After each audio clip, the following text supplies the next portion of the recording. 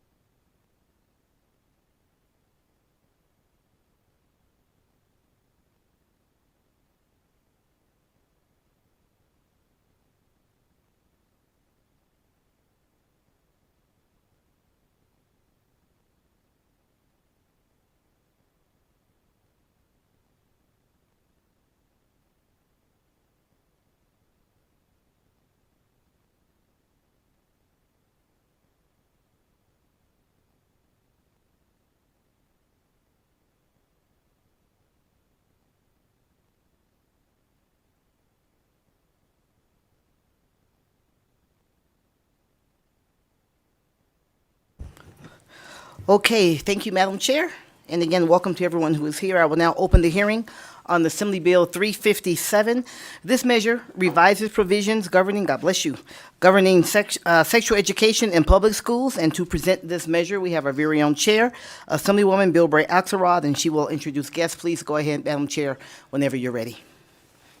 Thank you, Vice Chair Taylor. For the record, my name is Shannon Bilbray Axelrod, and I have the distinct honor of representing Assembly District 34 in amazing Clark County. I will be presenting Assembly Bill 357, which revises Provisions on governing sexual education in public schools. I will be doing the majority of the presentation, but I do have two experts with me that I wanted to introduce. I have Sandy Koch, who is an OBGYN from here in Carson City, so anything that is in the purview of an OBGYN, I will defer to her. And then I also have Rochelle Proctor, who is a program coordinator for Washoe County School District SHARE program, which stands for the Sexual Health and Responsibility Education. So as I mentioned, I'll be doing the majority of the presentation, but any questions we are happy to answer.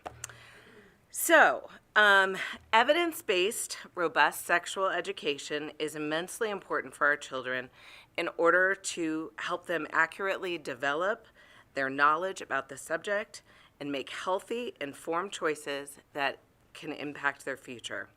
According to the Center for Disease Control and Prevention, students who participate in well-designed sexual health education are more likely to delay initiation of sexual intercourse and have fewer experiences with unprotected sex.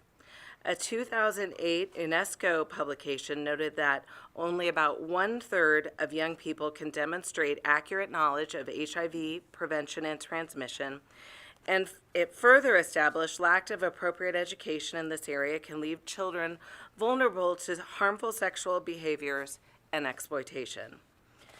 Education Week 2 stated that accurate sexual education can help young people reduce their risk of outcomes like unwanted pregnancies, sexual transmitted infections, and thus it is critical that our school provide thorough, factual, appropriate sexual education, which is the intent of AB 357.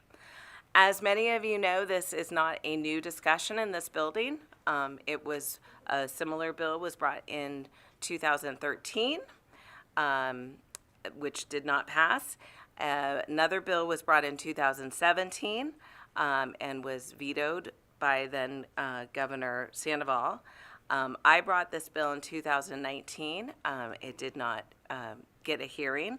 And so I'm back here in 2021 knowing that a lot of changes, discussions have changed. I think we've evolved in a lot of ways. I think we all know that kids are getting information, right on their phones. There's no lack of information out there, and so we want to make sure that kids have evidence and factually based information, because otherwise they're getting information that is incorrect.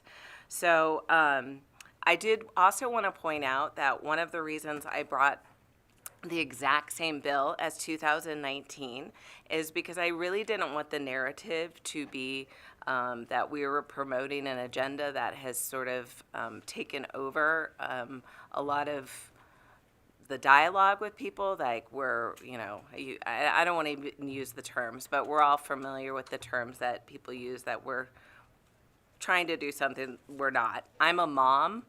I'm an auntie. Someday I hope to be a grandmother, but I'd like to put that off as long as possible and provide my daughter with evidence-based information on sex ed. So I will provide you a summary of the bill. First, it requires for the Board of Trustees of a school to establish and periodically revise a course or course unit of evidence-based factual instruction in sexual education. Now, important to say that they already do this, but we're just laying out that we want it to be evidence-based and factual.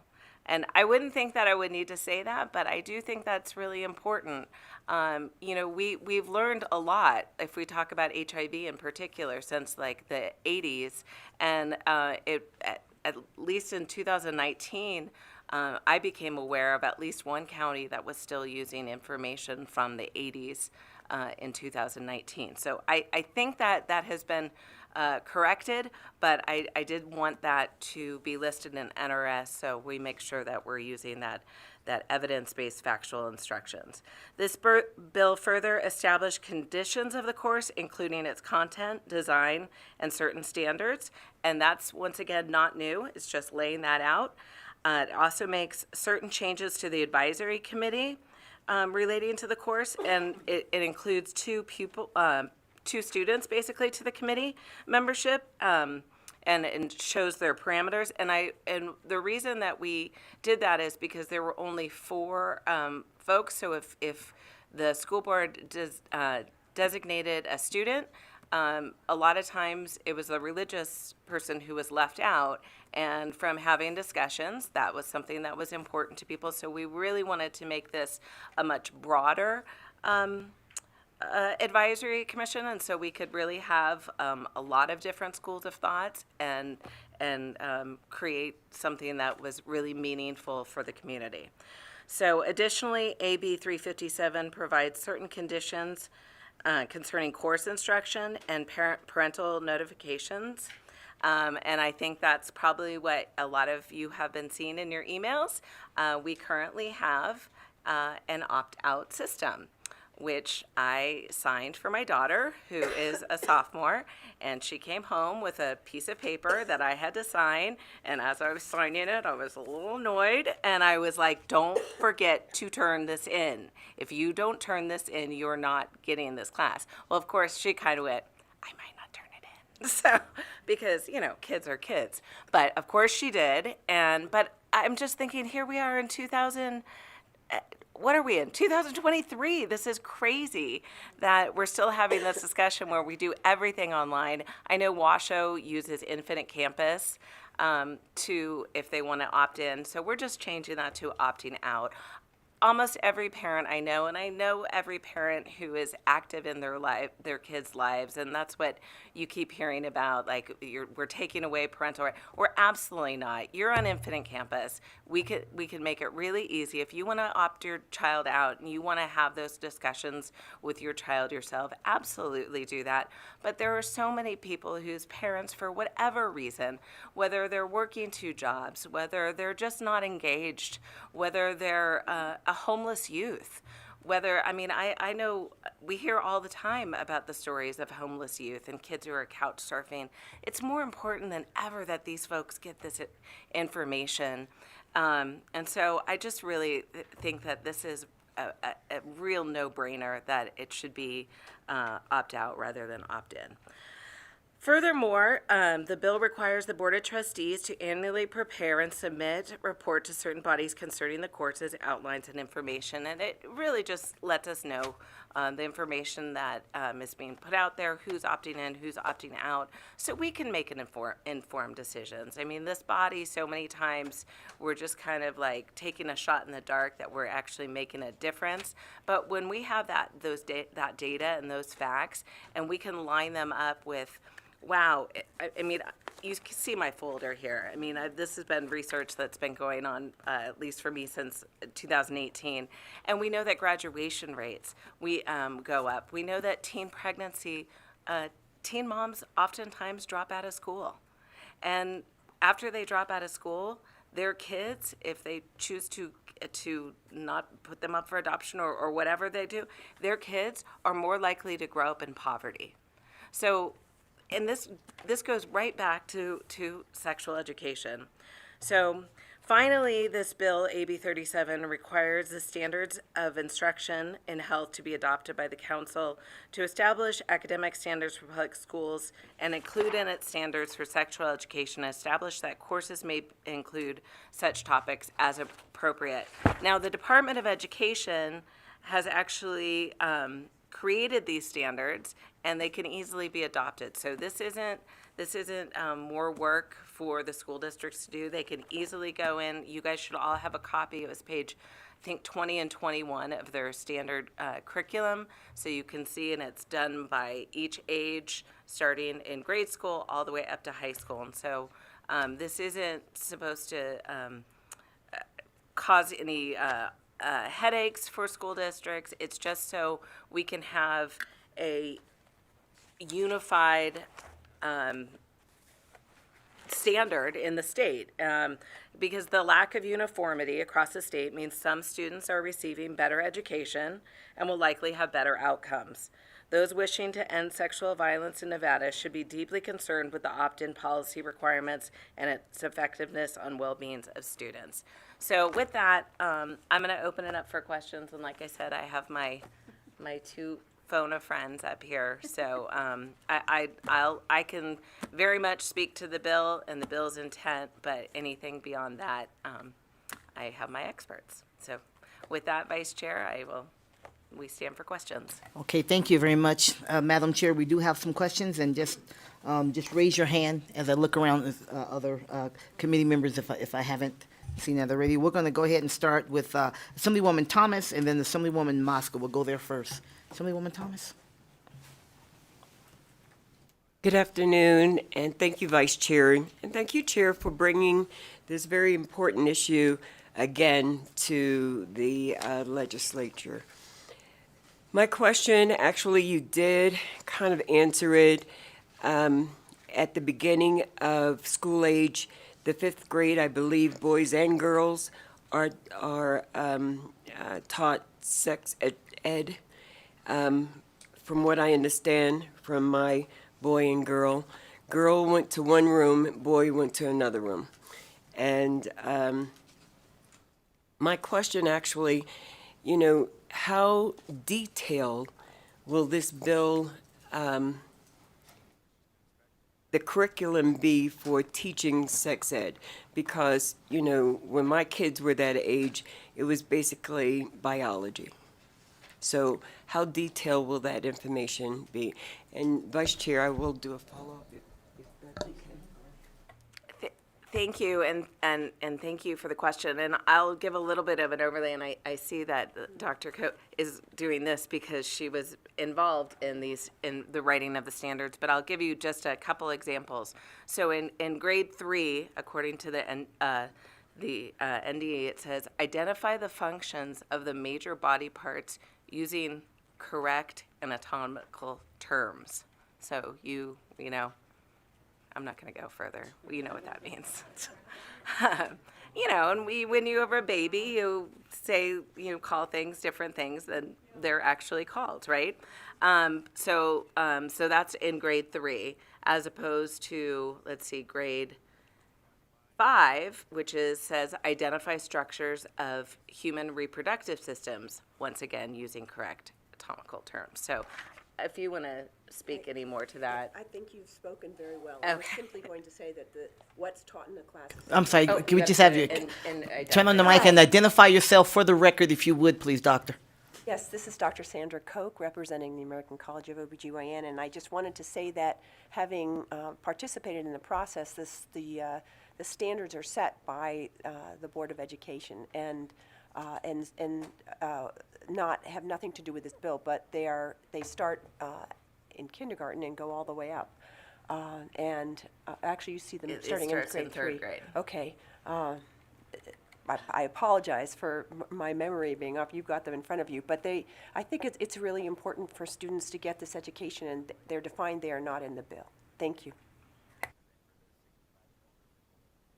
Please go ahead, Assemblywoman Thomas. So 3rd grade, parents would be able to opt out? That is correct. And just one more. When I first came to Nevada and Las Vegas in general, the pregnancy rate was unbelievable. So has that rate changed at all? Has the implementation of sex ed in our schools lowered, lowered the pregnancy rate for our students at all? Shannon Bilbray Axelrod for the record. So unfortunately, this bill has not passed, so we still have our, I hate to use the term, but archaic opt-out system. So our pregnancy rates have stayed pretty stagnant, except for COVID. However, that being said, I literally right before, and I'm like, I have too many papers here, literally right before this meeting, got an alert on my phone about rises post-COVID across every single sector, STDs, pregnancy rates, and something else, it just went out of my head, across the board. And so I also do have right here research from, I can't believe I'm saying this, but it is from UNR, School of Public Health. And it really highlights how young our kids are becoming sexually active. And I'll let one of you two, I'm going to phone a friend for a second while I pull up these numbers, but if you could speak to the pregnancy rate and the fact that we don't have good, we're not going really trending in the right direction in a meaningful way because we are not offering them. Okay, I'll be the first phone a friend. Rochelle Proctor, Washoe County School District Share Coordinator. So the information I brought up, because I'm always looking for this data as well, currently Nevada is 17th in teen pregnancy. As far as STIs, chlamydia, gonorrhea, we're in the high 20s, and syphilis, we're number 1. It's not where we want to be. So just some of that information to support what you're discussing. Shannon Bilbray, Axelrod, for the record, and here I'm looking at percentage of high school students who have ever had sexual intercourse, and at 18 it was 50%, 17 it's 40%, 16 it's 29%, 15 it's still almost 16%, and 14 it's still 13%. So 13% of our 14-year-olds are sexually active. I mean, it's pretty crazy. And then we also talk about, they're in here as well, about drinking alcohol and using illegal drugs.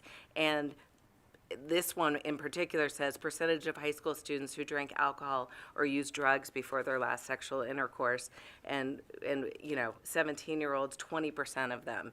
16-year-olds, 19% of them. So this is important information that we get out, and we also talk in this bill about what consent means as well, which I know, me growing up in the 90s, consent was a little bit different than what we're teaching our kids today, and that is a good thing. That is a good thing. So also just recognizing, if a young person is under the influence, that, their decision-making process is definitely different. Not to mention, and I've said this on another bill that I had in 2018, your cerebral cortex doesn't even fully form until you're about 25 to 29. So you're making bad decisions when you're a kid. So we want to provide our kids with the most informed information so that hopefully those better angels can come in the air instead of some others. So anything else you'd like to add? Okay, you're welcome, Assemblywoman. We're going to go to Assemblywoman Mosca and then Assemblywoman Hanson. Thank you, Vice Chair, and thank you for this. My question was on Section 1, number 2, talks about the reporting, and was just wondering if you had thought about or if there was any discussion about adding schools so that if we could see if certain schools are opting in or out more people than others, because it mentions districts but not at the school level. So Rochelle Proctor, Washoe County School District. I can respond for our school district, what we do. I have my teachers who are teaching SHARE, right, who have been appointed to and trained in it. We have a Microsoft form that they fill out. So their name, school, and then how many basically students participated and how many students did not, and if there's any additional notes they want to add to that. Shannon Bilbray, Axelrod, for the record, and I bring up Washoe County because I think they're doing a really good job, and I think it can be a model for the state. And once again, so it's all uniform. That's it? Okay. All right. Great. Thanks very much. Assemblywoman Hanson? Thank you, Madam Vice Chair. Hello. Let's just get the joke out there already. Assemblywoman Hanson, mother of 8, grandmother of 20. I have my doctorate in sexual education.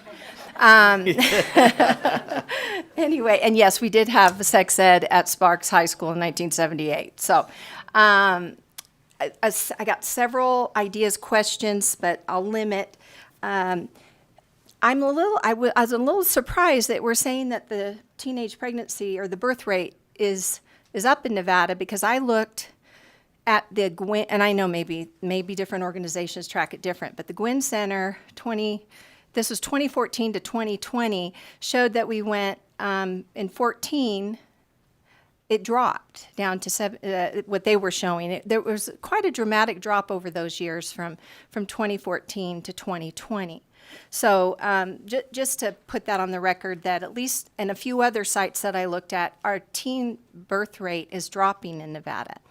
And then I guess I've been around this discussion for a long time. I was highly involved in the Washoe County School District hearings when they adopted SHARE. And I guess where we are now, I'm trying to understand where this bill is addressing something that we're not doing. The SHARE program addresses HIV. It addresses, age appropriate. I mean, some people would argue maybe not quite appropriate for that age, but I'm seeing those components, and you said Washoe County's the model. I don't know why Clark County maybe or other counties can't adopt already without having to have this bill per se. So maybe just explain to me what we're not doing that you think this is going to cover. Thank you, Assemblywoman, for the question. And I will say, when I say that Washoe is the model, I think they're doing a good job. I do think that our goal as a state of Nevada would have us be uniform and have us all doing things. Are there things that Washoe could be doing better? I think when you look at the aspects of what our kids see in the media, what our kids see on TikTok, what our parents don't even know. I mean, unless you have a kid who's just completely transparent with you. You have 8. You said you have 20 grandkids, but I'm going to go ahead and throw those other 2 that are on their way in there too. Oh, you have 3 on the way, 4 on the way. I mean, yes, you should be. That's your announcement. So I think having the idea that that what we're doing right now in some counties, and I know, like I said, in Clark County, we have a whole housing of homeless youth, the Shannon West Center for Homeless Youth. We actually, they're not able to get this information. I had a friend of mine who works with the youth, and the little girl was crying. She said, "What's wrong?" She thought she was pregnant. She didn't know. She had never had sex before. She had no idea, but she was convinced that she had been pregnant. She had symptoms, and these kids are. We talk about sex trafficking and exploitation. These kids are exactly who get preyed on, and giving that information and having it be universal. And I'm happy that Washoe has taken the initiative. But what is our job here as legislators? Is our job? Our job is to do it for the whole state of Nevada. And so what are we doing different? We're making it so it's standard in the whole state of Nevada, because every kid in Nevada deserves to have accurate, evidence-based information provided to them in a trusted place, through a teacher, through a school nurse, through a trusted provider who really understands. And that's another thing that's going to come up, and I'm sorry I'm going on a tangent, and who these trusted providers. We're talking about, when we're talking about issues of sexual violence, we're talking about folks like SafeNest, who they really understand what that looks like. So I kind of went off on a tangent, but to be honest, every kid deserves it. Every kid deserves it, not just certain counties who decide that they're going to take the lead on it. Now, do you want to say anything about the SHARE program? I'm sorry. I'm a little passionate about this. Rochelle Proctor, Washoe County School District. So when looking at the statute as it stands currently, it's pretty broad. So topics such as what were brought up, consent isn't part of that law. And key phrase being evidence-based factual instruction needs to be included. I was really excited to see this bill come through. It supports what we're doing in the district and gives me some leverage too when I bring updated curriculum to the Board of Trustees to say we are doing what is in the law. So. You said you had a couple of questions. Go ahead. No, go ahead. Yes. I appreciate that. Thank you. And I just did double check. So that Gwynn quote that I had was that we had been second in the nation in pregnancies and teen pregnancies, and I think you said we're 17th. So there has been some movement, I would say, in the positive. Now, in relationship to when we were talking about make it consistent in the state, maybe later Clark County could come to the table maybe in testimony or neutral, whatever they're going to be in, and explain to us what is Clark County doing. I mean, do they have an equivalent of a share? Are they addressing, so because all of us can't know what every county is doing. So that would be a request to have. And so certainly this happens. We all feel very passionately about our kids, and I have every belief that you want to do, what is right by them. It's just trying to make the causation, the correlations, like what do those really look like? I believe, my own opinion, I think we have the most sexualized children in history. I think what our children are exposed to in social media in particular, we talk about proper words for proper body parts. Maybe we need a bill to try to control what kind of language is in songs about our body parts as women, right? So this is a whole storm, and I know we're trying to find solutions to protect our youth. But I'm encouraged that the rates are dropping, and I'm trying to, and I'm being open-minded to how this is going to help us fill any gap that I'm not seeing yet in the state of Nevada. So that was more of a statement, I'm sorry, not really a question. We can find a question out there. Thank you. I have a couple things, Shannon Bilberry Axelrod, but I'm going to go to Dr. Koch first. This is Sandra Koch for the record. I simply wanted to say that in the version that we have right now where students need a parent signature in order to take the class, we have a much smaller percentage of students taking that class. If you switch to the opt-out method, then we have a lot more students involved and they have the advantage of that education. Thank you.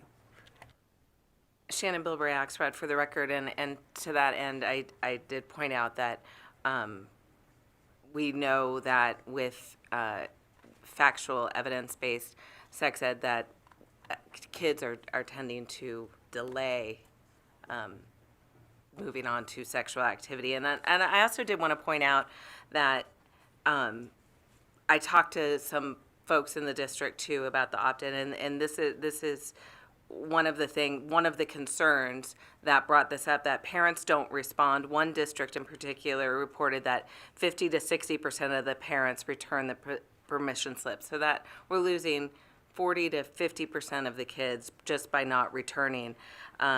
And some districts, we have the ability to contact parents by phone to make sure, but in a district such as Clark County, that's just really not a viable option. So, the other thing is, we tend to be, especially in Clark County, we tend to be kind of a transient state too. So just, capturing those kids and capturing the parents for whatever reason, we're just, once again, just trying to reach as many kids as possible. Okay. Okay, thank you, Assemblywoman Hanson. I think you're good. You're nodding. I think you're good with that. Okay, well, we'll see if we can't loop back around. Let's go through everyone first. So, Assemblywoman LaRue Hatch, and then we'll go to Assemblyman De Silva. Thank you, Vice Chair, and thank you for bringing this important bill. As a high school teacher, there are many things in here that I really love, and I think my kids need to know, especially about the domestic violence and the healthy relationships and that kind of thing, which I really appreciated. My question just came on page 5 when we're talking about who can teach this subject. It's section 2, sub 6, I think. It said it must be taught by a teacher, school nurse, provider of healthcare, or other person. And so I just wanted some clarification on the other person, because I don't know that any of us want some random person off the streets to come in and teach this very delicate topic to our students. Thank you, and I wanted this to be clarified, so with your indulgence, Vice Chair, I will ask our committee counsel to discuss the intention of that term. Absolutely. Thank you, Madam Chair. Asher Killian, Committee Counsel. So the existing law allowed for a teacher or school nurse whose qualifications were approved by the Board of Trustees. The language in this bill would add a provider of healthcare or other person who has been approved by the Board of Trustees. So it's not just a person, it's a person who has been approved by the Board of Trustees. And subsection 6 also adds language to guide the Board of Trustees by setting a standard for the approval of persons. And the standard that is set is that the person has to have demonstrated competency in the applicable subject and the use of the required instructional materials. So whereas before the Board of Trustees did not have a standard set in statute for the approval of people, the language in this bill would add a standard for the Board of Trustees that requires effectively competency in the subject matter. Please. Thank you for that clarification, as I think it is important. My concern just is that sometimes school boards are political, and if it says any other person that the board approves, what if it's someone that believes in conversion therapy and they're going to come and teach that to our kids, or it's another person who is extreme radical on the other side and they're going to come teach that to the kids, and the board approves it because the board is a political body. So is there any safeguards to ensure that we're getting someone that really has scientific knowledge in this area? Shannon Bilberry Axelrod, for the record. Well, one, we have a bill for that, AB 175, to talk about our board. That was kind of a little joke. But I also would point out that in 2017, we outlawed conversion therapy in the state. So I think also the fact that we have the terms evidence and fact-based would be the standards that we would use for that. The intent of the bill, once again, as we discussed, the domestic violence and things like that, is that we could have someone come in who actually deals with issues of domestic violence and healthy relationships to be able to discuss that. Would you like to expand further? Thank you. Rochelle Proctor, for the record. So let me just clarify, who's teaching share currently in Washoe County, just so everybody is aware. In Washoe County, in high school, share is taught by the high school health teacher or the ROTC person. Those people are trained by me. We go over the curriculum. In middle school, it is the science teacher. And in elementary school, it is a counselor or teacher. Now, there's a caveat. The counselor has to have a teaching degree as well. So this part of the proposed bill, I think, is great as far as looking at the other person. That would open it up to some of our other counselors that don't have a teaching degree, even though they have master's degree and everything else. This would open it up for them as well, so they wouldn't have to have a teacher and then the counselor to co-teach. Does that make sense? So that's what it looks like in our district. Okay, that take care of that for you, Assemblywoman? Okay, Assemblyman De Silva? Thank you, Madam Vice Chair. And thank you, Chair, for your presentation. I know you touched upon this topic, but I really want to see if we can get a take from our two resident experts who are also presenting here.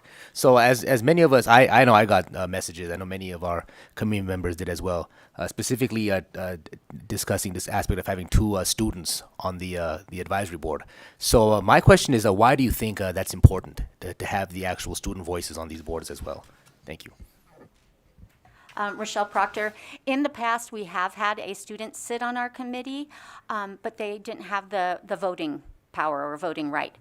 It's so important, and this was pre-COVID, right? Because everything kind of fell apart there with our student involvement during COVID.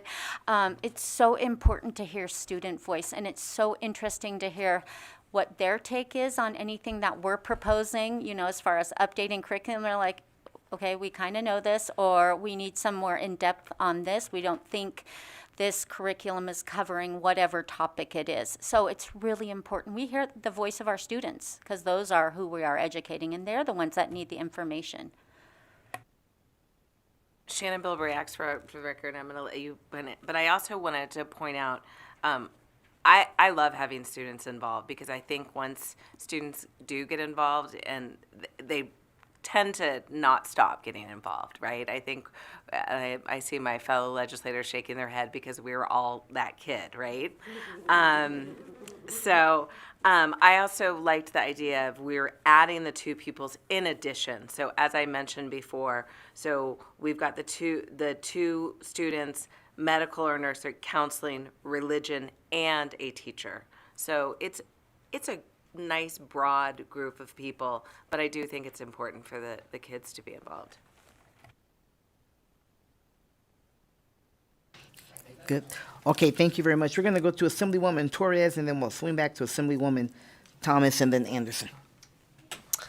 Thank you, Vice Chair, and thank you, Chair, for your presentation today. You know, I think it's so important that our students have access to this information, and I imagine that there's a large deficit of students that just don't have access because their parents are unavailable to fill out that form at all. You know, teaching in my community in East Las Vegas, we have a number of students who sometimes their parents are traveling, they're not there, and because they're 16 years old, there's no parent at home to sometimes sign that form. Additionally, we have students that are experiencing homelessness that may not have somebody at home that they can rely on to fill out that form. And quite honestly, I know that in some instances, parents are just not active enough to be engaged with the student situation. That doesn't make it right, but it's definitely occurring. I remember speaking with a student whose parents were alcoholics and were often, just not home. And so I think, with my understanding is with a piece of legislation like this, they would be able to have access to this education. Is that correct? Thank you for the question, Assemblywoman Shannon Bilberry Axelrod. For the record, yes, that is exactly correct. So we have a lot of parents who I'm sure you've heard from by email who seem to be very active in their child's life, and they can easily on that electronic form through Infinite Campus, which I'm on almost every day, opt their child out. But for the students that you spoke of, the students that I spoke of before, that is absolutely right. They would automatically get this information unless their parents chose to opt them out. Thank you. And that seems so critical because it is my understanding from the information I have regarding teen pregnancy is that the students that are most likely to be pregnant as a teenager are those populations that right now would not have any access and likely not even access from their parents, right? Because they're not in those situations. So it seems like this would help identify that gap where we see some of the highest rates of teen pregnancy. Additionally, I did have a question to build off of Assemblywoman LaRue Hatch's question regarding the other person.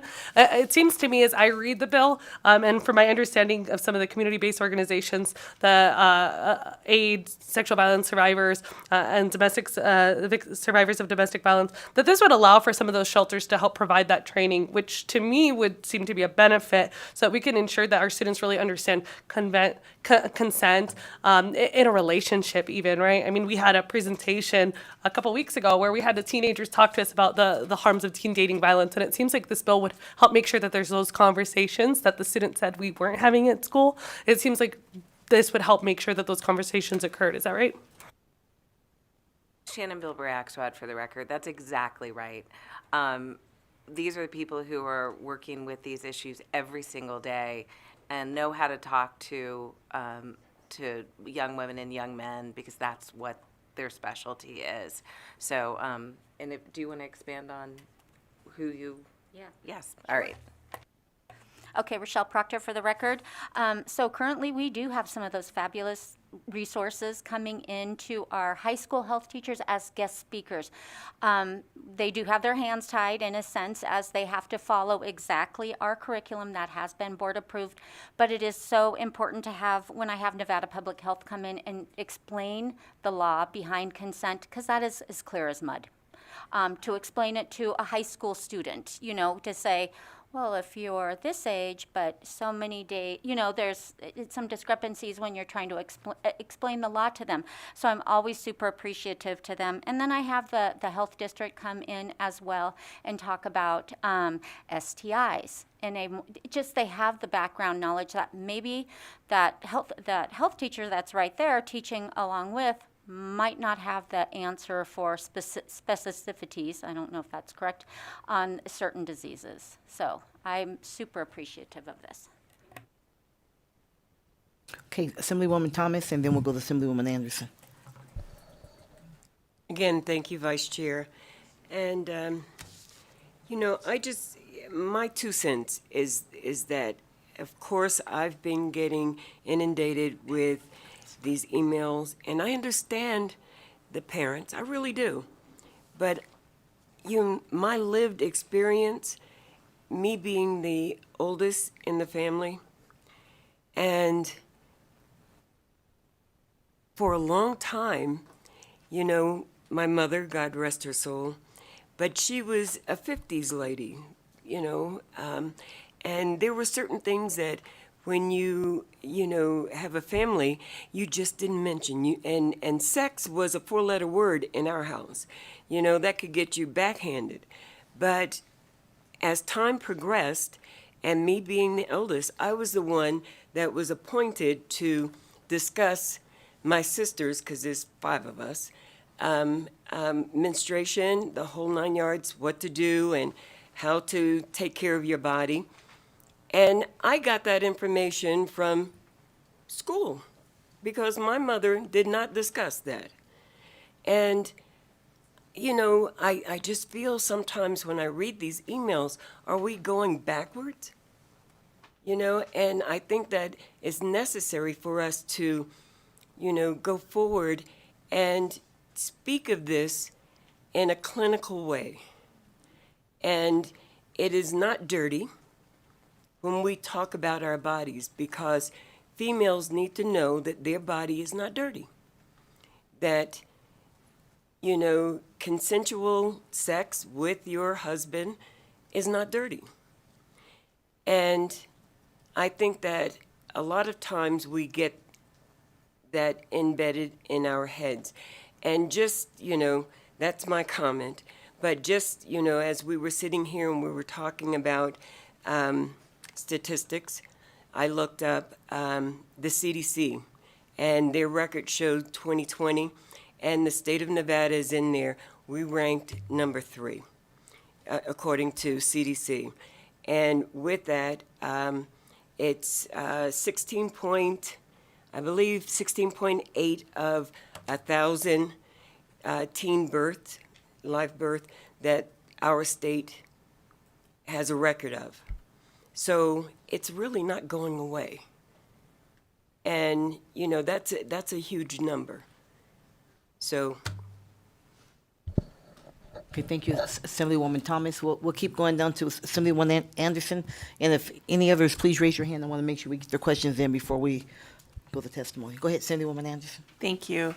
Thank you for bringing forward this legislation. I'm going to start off with just saying how much I appreciate all of page 4. In particular, sections 8 and 9, which go into the statutes that this body creates when it relates to the age of consent and statutory rape. So thank you for recognizing the importance of bringing that forward. But then also, if you could go into a little bit more of number 9 on this one that has to do with the statutes related to the transmission and possession of sexually explicit images, because I know if I were to listen to many news reports, we have children as young as 6th, 5th, and even 4th grade, which are sharing pictures of their peers.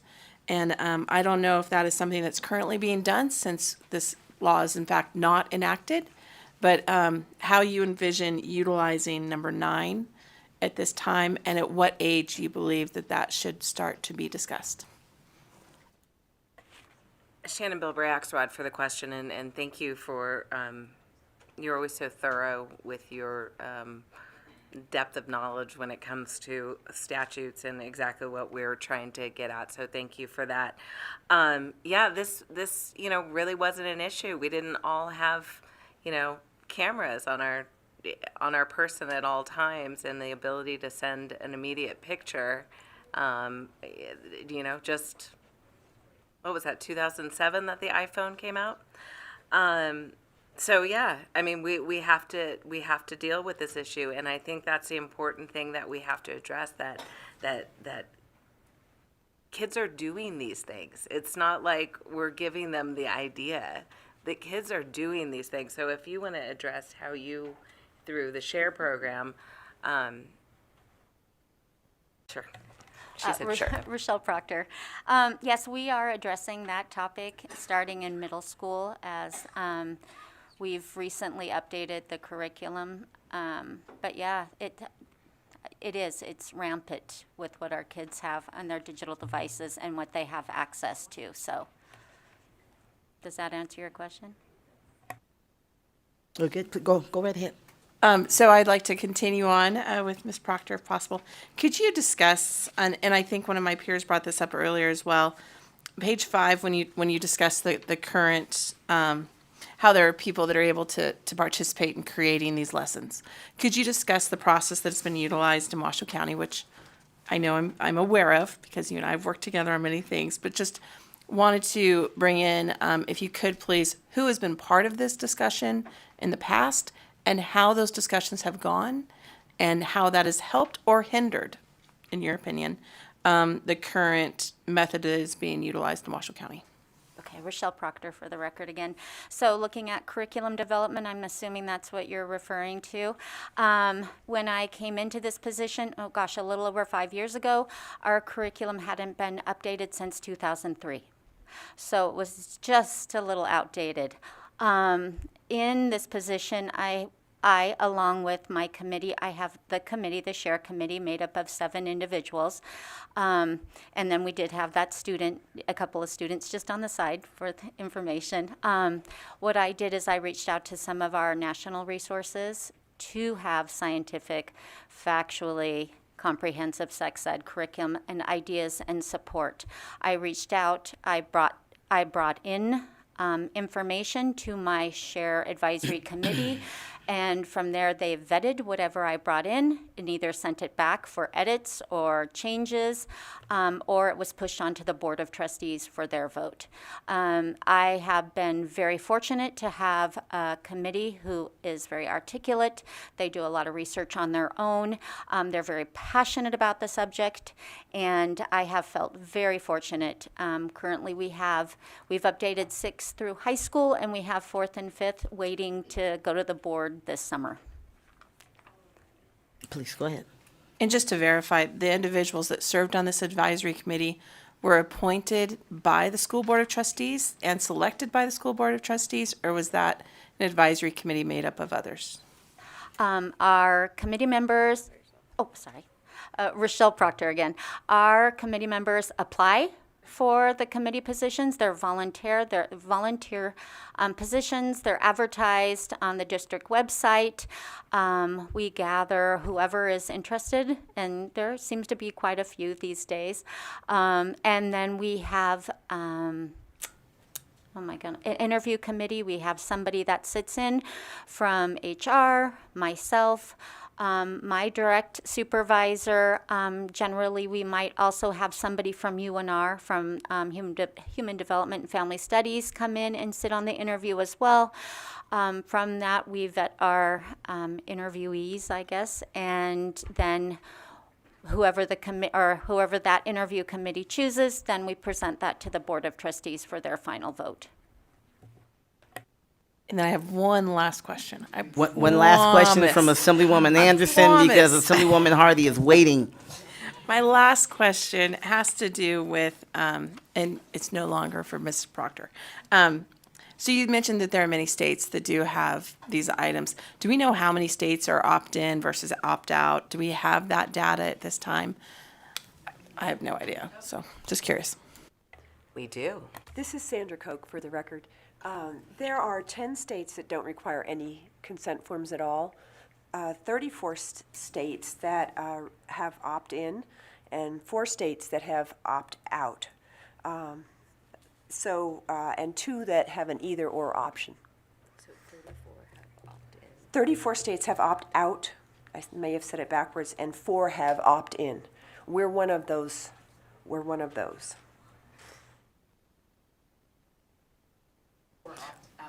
Yes, 34 Dr. Koch, have- would you mind just repeating that? So, Yes, 34 states use an opt-out consent form.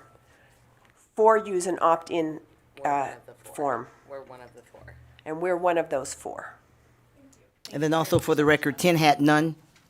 Doctor, 10 have no requirement, no consent form. just for the record, for everyone. For the record. Thank you very much. Thank you, Assemblywoman Anderson. Assemblywoman Hardy?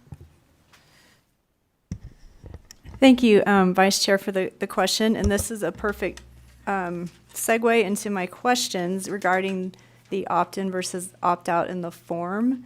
So since we're changing it from opt-in to opt-out, now if we have parents who are involved in, participating in the child's education, are under the assumption that it's still opt-in and now it's changed. So I just want to kind of understand the whole process of the form. So like in here it says they must be given the form in the usual manner. So what's the usual manner? And then on page 6, it says the form may be available on the internet, may be included with online registration forms. So I'm just concerned that, a parent that's, oh, I'm good. It's an opt-in situation. Now it's changed. And then maybe they don't know that, not because they're not involved with their child, but they just assume that it's not changed. And so now, how do we ensure that they're getting the form? And I mean, it says at any time during the year they can do this, but if they're not aware and now there's students in the class and then they come home and tell the parent, hey, I was in this class, and the parent's like, what? So I'm just want to know the process of the notice of the form currently, what that is, and then, how we can ensure the parents are aware that they need to now adhere to the new process. Shannon Bilbray Axelrod, for the record. I'm just going to say, I got an email today actually saying that registration was now open for my daughter's school next year. I literally got it today, so I can start filling out those forms. And if you know anything about online forms, it won't let you go to the next thing if you haven't filled out the previous item. So when this goes into statute, hopefully, you wouldn't be able to progress to the next thing without filling out either opt-out or opt-in. So if you had already opted in, right? Is that what you're saying? You would have to opt out, right? I don't know. Never mind. If I may, if I may, Assemblywoman Hardy, I think what she's saying is, It's the opposite. if you're accustomed to not opting in, how would you know about the Okay. change? Am I right? Yes. So it would be a new registration, right? So okay.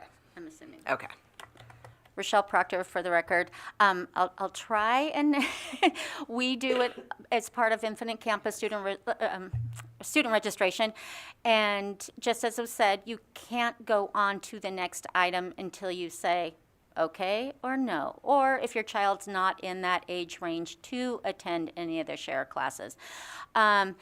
I'm assuming we'd have to send home, we have to notify our parents anyhow before share is taught. Our parents at any time can change their mind. They can say, you know what, I said yes on Infinite Campus, I want to say no, and vice versa. We haven't had a real problem in the past. The only issue is for our transient homeless youth that perhaps their family isn't doing their online registration, then we have nothing for them. So, which would tie into what you were speaking about earlier. Assemblywoman Bilbray Axelrod, for the record. So what I'm trying to make clear is that even if it is opt-out, the information is still going to be there. That you still would have to acknowledge that you read it, especially when we're changing the law. So I'm trying to think of another example of this that I've seen recently, where it's automatically assumed that you would be part of it. Like, say, a photography release. those are on there as well. So, but then you can check the box if you do not want your child to be.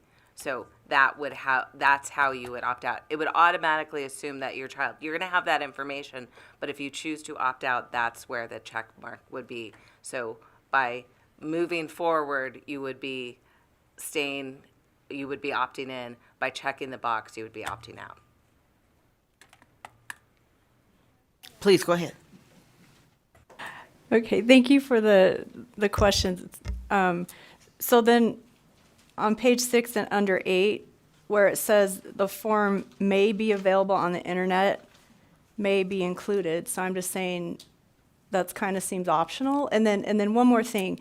So I remember, like with my daughters, they would come home sometimes, like the first day of school with all these forms and stuff from a class, and then allowing, you can, I don't know, I can't remember them all now, but allowing, that they can participate in this, or like their image can be used in materials or something like that. So would it still be like that in a paper form? Like they could come home if they're registered in this class and the parent, so if they don't do it online, they could still say, like, there's more than one option of, I don't want my child to participate, I guess is what I'm getting at. Shannon Bilbray, Axelrod, for the record, yes, that is always the intent, right? I think that, we're obviously going that way where everything is going to be completely computerized, and I don't think we're going to see, but we're clearly not there yet as I hold my folder of 1,000 pages. So I'm sure that you have both options. I also know that, we have all sorts of sizes of school districts. I've talked to superintendents, I was actually just talking to the library district, and they were saying that up in Jackpot, they have like no internet access at all. So, obviously we're going to have that ability until that ability is no longer needed, which I don't think we're there yet. Did that answer that for you, Assemblywoman? Yes, okay. All right, any other questions from the committee members? All right, seeing none, then we'll ask you if you would, ladies, to please just step back, sit back, I should say. And then we're going to open up for testimony. And we will begin, just as before we begin, as the chair stated earlier, we're going to have 20 minutes of testimony in support, 20 minutes of testimony in opposition, and 20 minutes of testimony that is neutral. I see a couple of people in Las Vegas, so certainly if when we get to your category, if you will go ahead and come forward, I would appreciate that. But we'll start right here in Carson City. Again, 20 minutes, so we'll ask you to keep your comments succinct if you would. And then please come forward, and as a reminder, please state and spell your name for the record. And you may begin when you're ready. Hi, good afternoon. Alexander Marks with the Nevada State Education Association, speaking in support of Assembly Bill 357. Despite the prickly challenges that this issue does present, sex education has always been an issue that many educators have championed. Sexual education should be taught sensitively, thoughtfully, factually, and comprehensively in every school throughout Nevada, and we stand in support. Thank you. Good afternoon, Vice Chair, members of the committee. For the record, my name is Serena Evans, SERENA-EVANS, and I'm the Policy Director for the Nevada Coalition to End Domestic and Sexual Violence. This bill is long overdue, and it's time to stop believing the negative rhetoric that sex education goes against family values. Comprehensive and age-appropriate sex education is violence prevention programming, increases better success outcomes for our students, which is why we're here in strong support of AB 357 today. Best practices show that opt-out policies produce better outcomes. Opt-in policies create unnecessary hurdles and are designed to make accessing sex education more difficult, especially for those with absent or uninvolved parents. Making sex education harder to obtain does not mean that students won't learn about it. Rather, their curiosity will cause them to seek out this information from problematic and uncreditable sources like peers and the internet, where they are likely to learn unsafe and harmful information. Without sex education, our students do not understand how their body is changing, how to protect themselves, or how to name harmful acts. Making this information accessible in safe environments will allow students to make informed decisions about their sexual health and know where and when to reach out for help. As a victim survivor of sexual assault that took place in my adolescence, to this day, I know that my assaulter does not think what they did was wrong or is considered sexual assault. I know that had my perpetrator had comprehensive sex education and learned about boundaries and healthy relationships, my assault very likely would not have happened.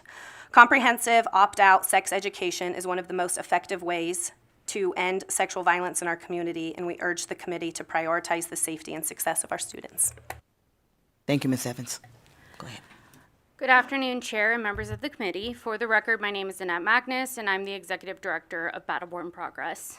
10 years ago today, I watched a very similar bill pass out of this very committee, as I was reminded by Facebook post this morning. I still feel as passionate about this issue today as I did then. Today, I actually may feel more passionate about this issue after an extremely serious bout with HPV in my own personal life, or something that in 2013 I would never dare speak about, but now will say, when I was 19 as an intern in this very building, on this very floor, I was sexually assaulted, and I didn't know how to say no, or even that I had the ability to consent. I felt so ashamed of what happened, I couldn't talk about it until 2017. As a young person, I did not have comprehensive sex ed in the Clark County School District. Having a bill like this could have changed my life. I was lucky that I did have parents who gave me information and were very involved, but clearly that was not enough, as I learned as an adult. As the sponsor said, this isn't new, and I feel like a broken record sitting here today. And let's be clear, with social media and the amount of disinformation available, this issue has only gotten worse. This isn't and never has been about scare tactics that the opposition will state. This is about medical information for our young people to keep them safe and healthy as they move through their lives and make good decisions about their bodies. That's all. I cannot believe that in a state like Nevada, where we have people on billboards talking about sex and legalized prostitution, that we even need to have this conversation. This is about common sense. We are Nevada. We are not and never have been afraid to use sex to sell to our tourism, but I still cannot quite grasp how we don't do a better job teaching our young people about their own health. This is so basic. 10 years later, I'm still begging this body to do the right thing on this issue and help young people like me say no. Please pass AB 357. Our young people's lives depend on this bill, and every session that goes by, we do a disservice to them. Hello, committee. Elise Monroy Marsala here today on behalf of two of our clients, Nevada Primary Care Association and the Public Health Association. They both support this bill. There is a wealth of information and evidence that supports medically accurate, evidence-based sex ed, and this bill seeks to reduce a barrier to students accessing medically accurate, evidence-based sex ed. So the CDC has provided some information about the benefits to providing students medically accurate sex education, and I just wanted to list those for the record today. So per the CDC website, they see for students who receive evidence-based sexual education, benefits include delay in initiation of intercourse, fewer sexual partners, fewer experiences of unprotected sex, increased condom use, and higher academic performance. Please support this bill. Thank you. Thank you, Madam Chair and members of the committee. Leah Case, Leacase, here today on behalf of the Nevada Psychiatric Association and the Nevada chapter of the National Alliance on Mental Illness, NAMI. Both of these organizations are in strong support of AB 357, access to medically accurate sexual education, including anything that touches on gender identity, that helps our LGBTQ youth know that who they are is who they are, and you are loved no matter what. That is helpful. That will decrease suicides. That will decrease the rates of our children self-harming. We also want to note that having healthy relationships and knowing what healthy relationships are from an educational standpoint, not everybody has the privilege of seeing a healthy relationship in their home life. So knowing and learning what that is in a school setting, in a safe setting, is very important for our children.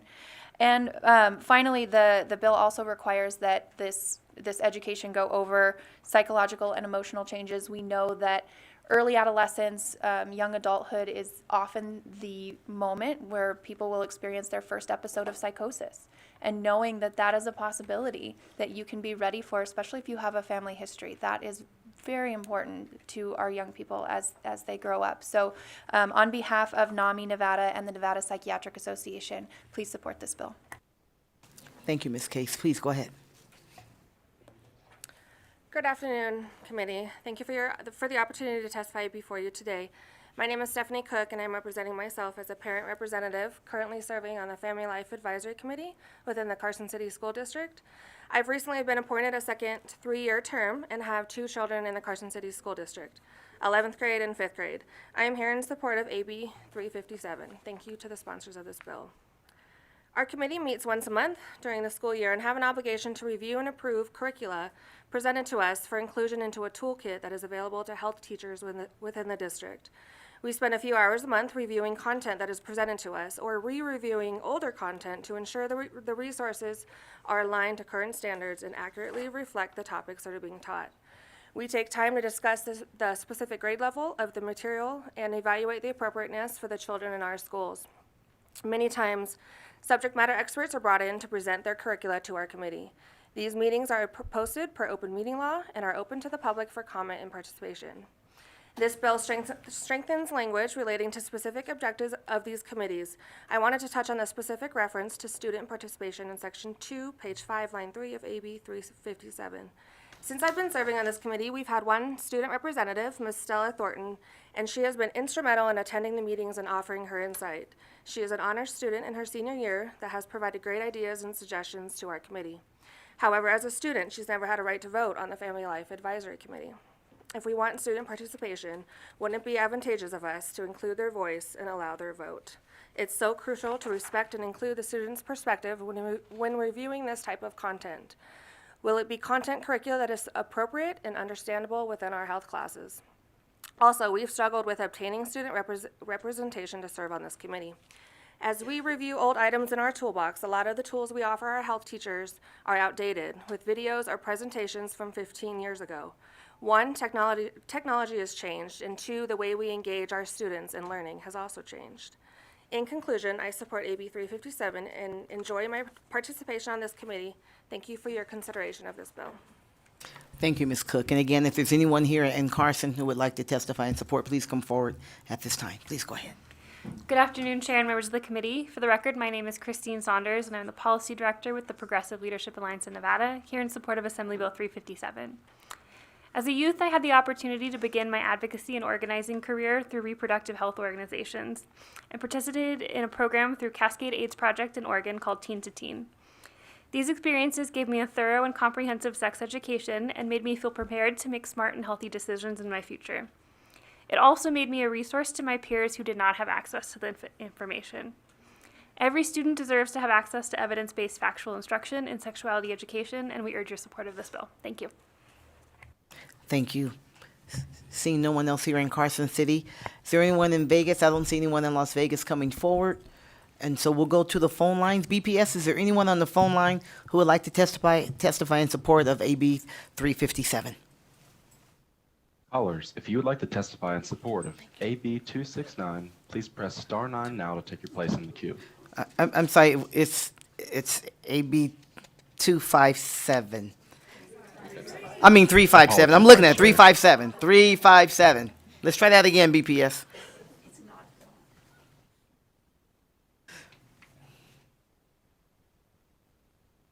BPS, if you'll just Go ahead, please go ahead. Thank you, Chair and members of the committee. My name is Leanne McAllister. I am the Executive Director of the Nevada chapter of the American Academy of Pediatrics. In strong support of this bill, we are a professional association for board-certified pediatricians who very much want to see medically accurate sex education in our schools. Thank you. Thank you, Ms. McAllister. Next caller, please.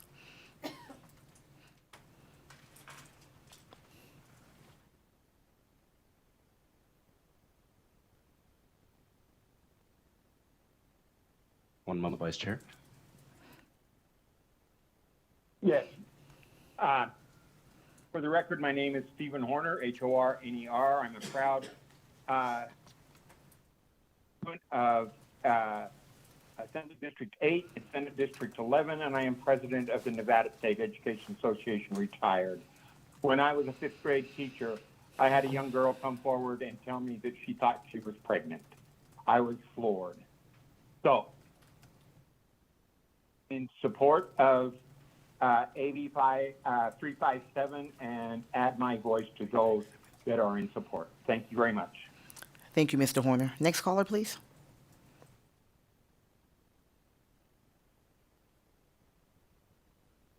Hello, Chair and members of the Education Committee. My name is Carissa Pierce, CarissAPearce, and I am the Health Policy Director with Children's Advocacy Alliance. I am calling to express our strong support for AB 357. CAA houses the Annie E. Casey Foundation Kids Count Grant, and one of the indicators measured that has contributed to our ranking of 47 out of 51 by the Annie E. Casey Foundation Kids Count Report is teen pregnancy. While Nevada has shown improvement by way of a slight decrease in teen pregnancy over the last 10 years, we still have strides to make. We know that teen pregnancy has implications for middle and high school dropout, underemployment in adulthood, and contact with a number of public systems, including child welfare, criminal justice, and public assistance. Further, denying our children access to well-designed sexual health education leaves them vulnerable to sextortion, misinformation, and other predatory practices on the internet.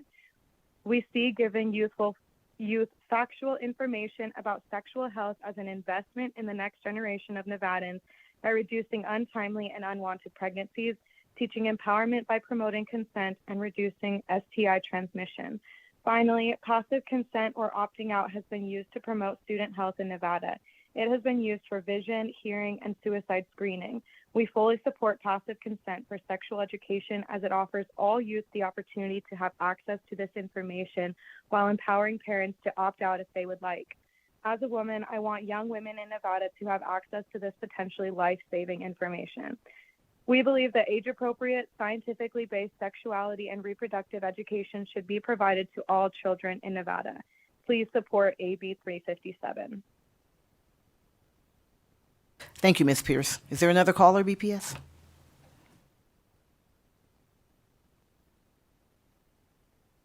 Hi, good afternoon. This is Anna Binder, ANNABINDER.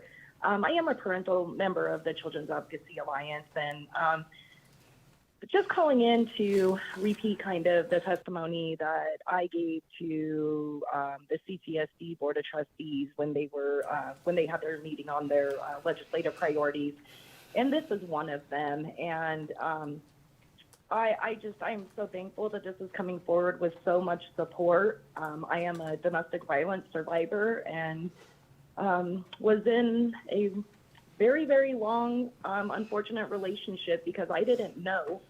I didn't know what healthy was. I didn't learn it here in Clark County, and I didn't learn it at home. And unfortunately, because of that, my 3 oldest children had to learn what dysfunction looked like before I learned what healthy relationships were like. And if we can do anything to prevent that cycle from another family, I'm all for it. And we do need to remove the barriers so there aren't people like me walking around at 18 years old not knowing anything. So I do support this bill. Thank you. Thank you, Ms. Binder. We potentially have a couple of more callers. We have about 5 minutes left, so we'll ask you to make your comments and be as succinct as you can. We'd like to hear from everyone. Is there another caller who'd like to call in for support? This is Aisha Goins, AESHAGOINS, with Black Joy Consulting, representing the NAACP of Las Vegas, Nevada.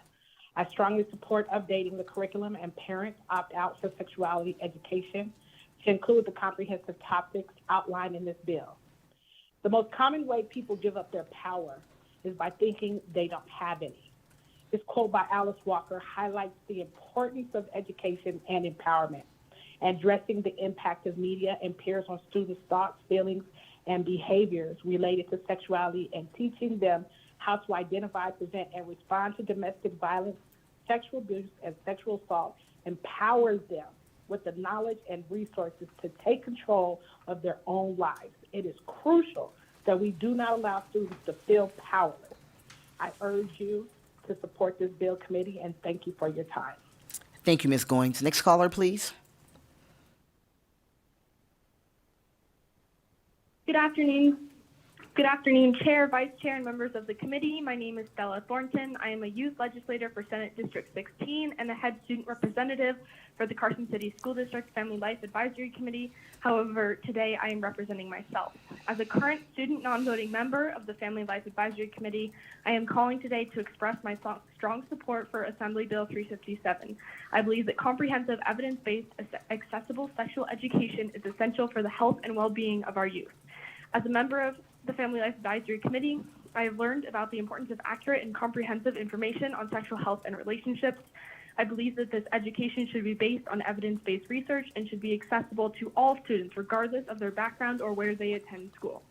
By providing students with this education, we can help reduce the spread of sexually transmitted infections and promote healthy relationships. I also support the change from an opt-in position to an opt-out position for parents. While parental involvement is important, it is also crucial that students have access to comprehensive sexual education, and opt-out policy ensures that all students have access to this important education while still giving parents the option to review the curriculum and opt their child out if they choose to do so. Furthermore, I strongly believe that students should have a vote on the committee. As a student, we are the ones who are directly impacted by the education that we receive. We have unique perspectives and experiences that should be taken into account when making decisions about the curriculum. Our voices should be heard, and we should have a say in the education that we receive. I urge you to support AB 357 and to ensure that all students in Nevada have access to evidence-based comprehensive sexual education. And I urge you to include student voting members on the Family Life Advisory Committees. This is an important step in ensuring that students have a voice in the education they receive. Thank you for your attention to this important matter. Thank you, Ms. Thornton. Looks like we have one more caller and 1 more minute, so please go ahead, caller.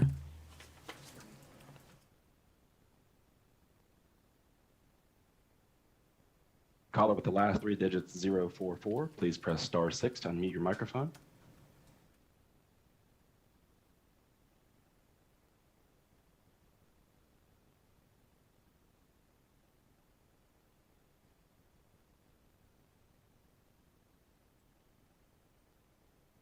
One moment, Vice Chair. Okay, thank you.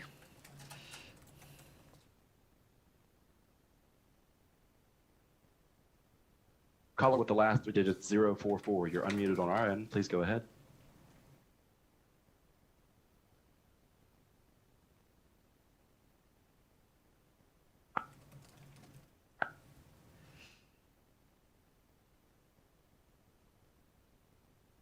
One moment, Vice Chair.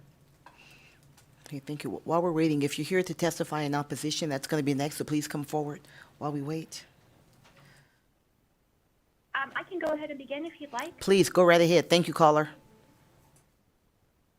Yes, I apologize. I can tell if the other one's having technical difficulties, and she's my counterpart. So my name's Catherine Nielsen, and I'm the Executive Director of the Nevada Governor's Council on Developmental Disabilities, and I'll provide the testimony today. Really quickly, sexual health and sexuality education is vital for all students, but especially students with intellectual and developmental disabilities. The rate of sexual assault among students with intellectual and developmental disabilities is staggeringly high, and all students should have access to education and opportunities that meet their specific learning needs. Sexuality education must teach skills to prevent abuse and encourage students to report unwanted sexual contact. It's our job to create safe, open lines of communication to encourage access to support sexuality information and sexual health services. Many people think that sexuality education is focused on sexual education, but it's more focused, or it's more than teaching about sexual activity. It should be an ongoing process starting early and covering basic body awareness, health information, communication skills, decision-making, and social skills. And educating students with and without disabilities empowers and educates students, professionals, and parents to gain confidence, comfort, knowledge, and skills to teach and talk openly about sexuality, which enables students with and without disabilities to lead sexually healthy lives. Thank you. Have a good day. Thank you, Ms. Nielsen. Okay, we'll now close the testimony for support. We'll open the testimony in opposition. We'll have 20 minutes just as before. We'll start here in Carson, and then we'll go to Vegas and go to the phone line. So please, you first, you're ready to go, so state your name and spell it, and we can go ahead and begin. Thank you. My name is Erin Phillips, for the record, ErinPhillips. I am the CEO and founder of Power to Parent Union, and we represent over 15,000 parents across the state of Nevada. I'm also a mom of 5 kiddos. My organization has effectively mobilized and organized parents since 2015, this being one of our key issues. AB 357 requires implementation of expansive sexuality education. It grants the state power to decide on sex ed standards for the entire state, depriving parents and communities of local control, and changes the terms of parental permission for their children to participate. Current law requires parents to sign a permission slip for their child to participate in sex ed. Our data, which was from the ACLU from 2015, said that 95% of those permission slips statewide were being returned. AB 357 changes this opt-in process by requiring the parent to go online, as you heard, and opt out. But if a parent fails to do so, the student will be required to participate. And so it makes this more difficult for parents to provide meaningful, informed consent. Also, if it passes, the state, not the local school boards, will establish academic standards, which will require specific topics to be addressed and also determine the age at which a child should be exposed to that information. If the state sets sex ed standards, communities and families will be deprived of local control when it comes to sex education curriculum at their schools. Parental control will be significantly diminished in this important aspect of their child's education. The current law requires a health teacher or an employee to teach sex education. This law allows outside entities like Planned Parenthood, which was not mentioned earlier, who are not accountable to parents, to teach sex education at school. In 2017, Governor Brian Sandoval vetoed AB 348, which you heard was an identical bill to this one, that nearly identical, that parents lobbied hard to defeat. His reasons were just as instructive then as they are today. He states, quote, "Finally, without a doubt, the policy changes involving sex education are ones that should be determined by parents, educators, and education policymakers at local school boards. These environments invite and include optimum discussion, debate, and decisions for the children who attend the schools in those neighborhoods. But a uniform, one-size-fits-all approach to sex education would be ill-advised, and these policy changes, if made, could be made at the local level." And I would just like to point out one more important issue and remind the committee that Nevada remains at the bottom for educational outcomes. Only 26% of our 3rd through 8th graders are proficient in math. Only 26% are proficient in math. Less than 40% are proficient in English. I think we should make sure that we're educating our children instead of expanding graphic sexuality education. And so for that reason, we oppose this bill, AB 357. Thank you. Thank you, Ms. Phillips. Please go ahead. Ms. Hanson. Good afternoon, Janine Hanson, State President, Nevada Families for Freedom. This has been a long, ongoing battle in this legislature, even before 2013. We continually see that the same kind of issues come up. This is anti-family, anti-parent, and anti-democratic. This bill on page 3 on line 21 essentially eliminates the necessity of a local committee.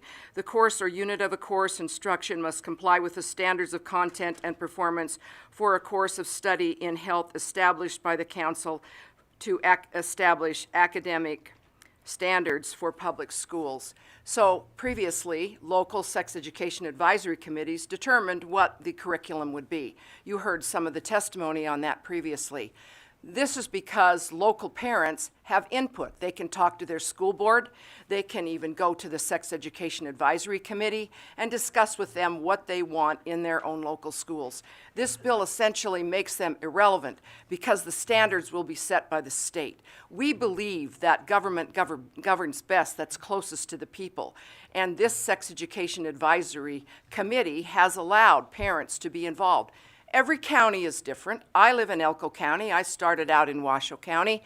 Every county is different and has different needs and different priorities and different feelings of their parents. We should not take away the important input that local counties will have. But this bill does that because it deprives them essentially of being relevant. One of the other things we continue to oppose is changing opt-in to opt-out. Parents need to be recognized. This undermines parental involvement and consent. A third issue that we have is particularly the one that provides for a provider of health care. or another person would be teaching this instead of a school nurse or a teacher. The reason that was put there in the original law was because we knew, and it has always been the case, that Planned Parenthood has been promoting this bill. Their lobbyists over the years have promoted this bill. They want to be in the classroom to mine the classroom for clients. They want to be in the classroom to promote their philosophy, which is certainly of concern to many of us who are concerned about the philosophy that they would have. Another issue in this bill is that the students will be able to locate and access reproductive health services without limitation. What does that mean? Well, they're going to give them Planned Parenthood's address so that they can get contraceptives or abortions or whatever it is Planned Parenthood is promoting. We also have concerns about using instructional methods and materials for issues that essentially undermine the traditional family, including gender identity, expression, sexual orientation, and we're concerned about that being promoted in the bill. The reason we have concerns about 2 students is because we think that adults who have far more information, experience, and a hand in the game should be making the decisions as to what our children learn in the classroom. And this bill allows 2 students to be appointed on the local committee and for them to be voting. We feel that this, once again, undermines parental consent. It takes away local control, and it's anti-democratic and anti-family. And we encourage you to oppose this bill. Thank you. Thank you, Ms. Hanson. Please go ahead whenever you're ready. I support everything that Janine Hanson just said, but also I wish to add on Vice to Chair, that. we need your name for the I'm record, sorry, if you would. I apologize. It's okay. My name's Richard Nagel, for the record, Nagel. Again, I support what Janine Hanson said. I think she's spot on. The other thing I have to make a comment on is evidence-based, okay? Evidence-based a lot of times can be subjective. Depends upon which sources is used. None of that is stated here. People did not name or state their sources for their information, where they're getting it from, so that we could make a logical choice on this issue. We can cloud the issues with a lot of ideas and thoughts, and one person will say, yeah, that's right, and another person will say, hey, this is something different. We can not come to a consensus if we don't know exactly what they're teaching. So we need to get something better than evidence-based. We need to know exactly what it is. And until we know exactly what it is, we can't vote for this, because it will be the whim or the flavor of the month, because that will be what statistics will tell them at that month, at that moment. And we have to get away from that. We need hard facts and things that are done in black and white, that we can make an objective choice on the matter. And this is why I'm in opposition to this bill, because I don't believe that there's enough definition of what it's supposed to accomplish. Thank you. Thank you, Mr. Nagel. Please go ahead. Thank you very much, Madam Chair. Melissa Clement, Nevada Right to Life, MELISSA, CLEMENT. I'm representing myself today. While I graduated last year as a school parent, I still have such feeling for this issue. And Madam Chair, it's good to be in front of you again talking about our favorite issue. It feels like old Platinum member. Yeah, exactly. I'm here in opposition to AB 357 for the following reasons. First of all, I believe it is important for parents to be involved in the process. Making decisions concerning education should rightly be made closest to home so that parents have an active voice in policymaking. Making decisions at a state level does not take into consideration the very real differences of our communities of interest. Janine already mentioned that. And then opt-in versus opt-out is essential. Every child is different. I have 3 children, and each was ready at a different time to discuss these very sensitive topics. All 3 of them went to school in Washoe County. We did every single variety of education you can imagine. I had homeschool, I had private school, and I had public school. 2 of my children, I opted them out because I felt they weren't, it wasn't good for those 2. The 3rd one, I did opt in because we had long discussions about whether or not that child was ready. This child told me, absolutely, I'm ready, you have to trust me. So I let that child go through. To this day, that is one of the biggest mistakes I've ever made. Because I had a sex ed teacher that told this child that this child didn't know anything about abortion, didn't know anything about whether or not it's a human child, told this child not to stop talking, and actually sent this child to detention for speaking out. After the child was told that this is a safe space, we can talk about whatever your questions on sex are, sex and gender. To this day, I cannot tell you how much damage that did to our family. You know, it's hard for a child to stand up to an authority figure. And quite honestly, you know what? It's hard for a child to grow up as the child of a right to life advocate, you know? This kid got to see their mom disparaged all over the place, and then felt like they needed to fight the fight at school. Never told me until right before graduation. This is, you know, it's pretty sensitive to me, obviously. I want you to vote no on AB 357, but I wanted to point out this grid right here. If you would all please just take a look at what it says for middle school. The very last thing on page 21 is identify the laws relating to pregnancy, abortion, adoption, and parenting. In the state of Nevada, a child as young as 8 or 9, if they're old enough to get pregnant, they're old enough to go get an abortion without a parent even knowing.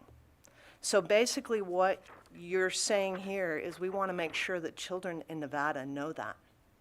Now, please tell me, what is a good situation where an adult who is not a child's parent takes them to get an abortion? It's almost never a good one. Every once in a while, it's something like a Romeo and Juliet thing. I get that. But when it's a 35-year-old man, I think it's a little bit different. So please take into consideration. And also, you know, there are thousands of parents feel just like me that don't feel comfortable enough coming in and giving their testimony. Thank you very much. Thank you, Madam Chair. It's good to see you again. Good to see you too.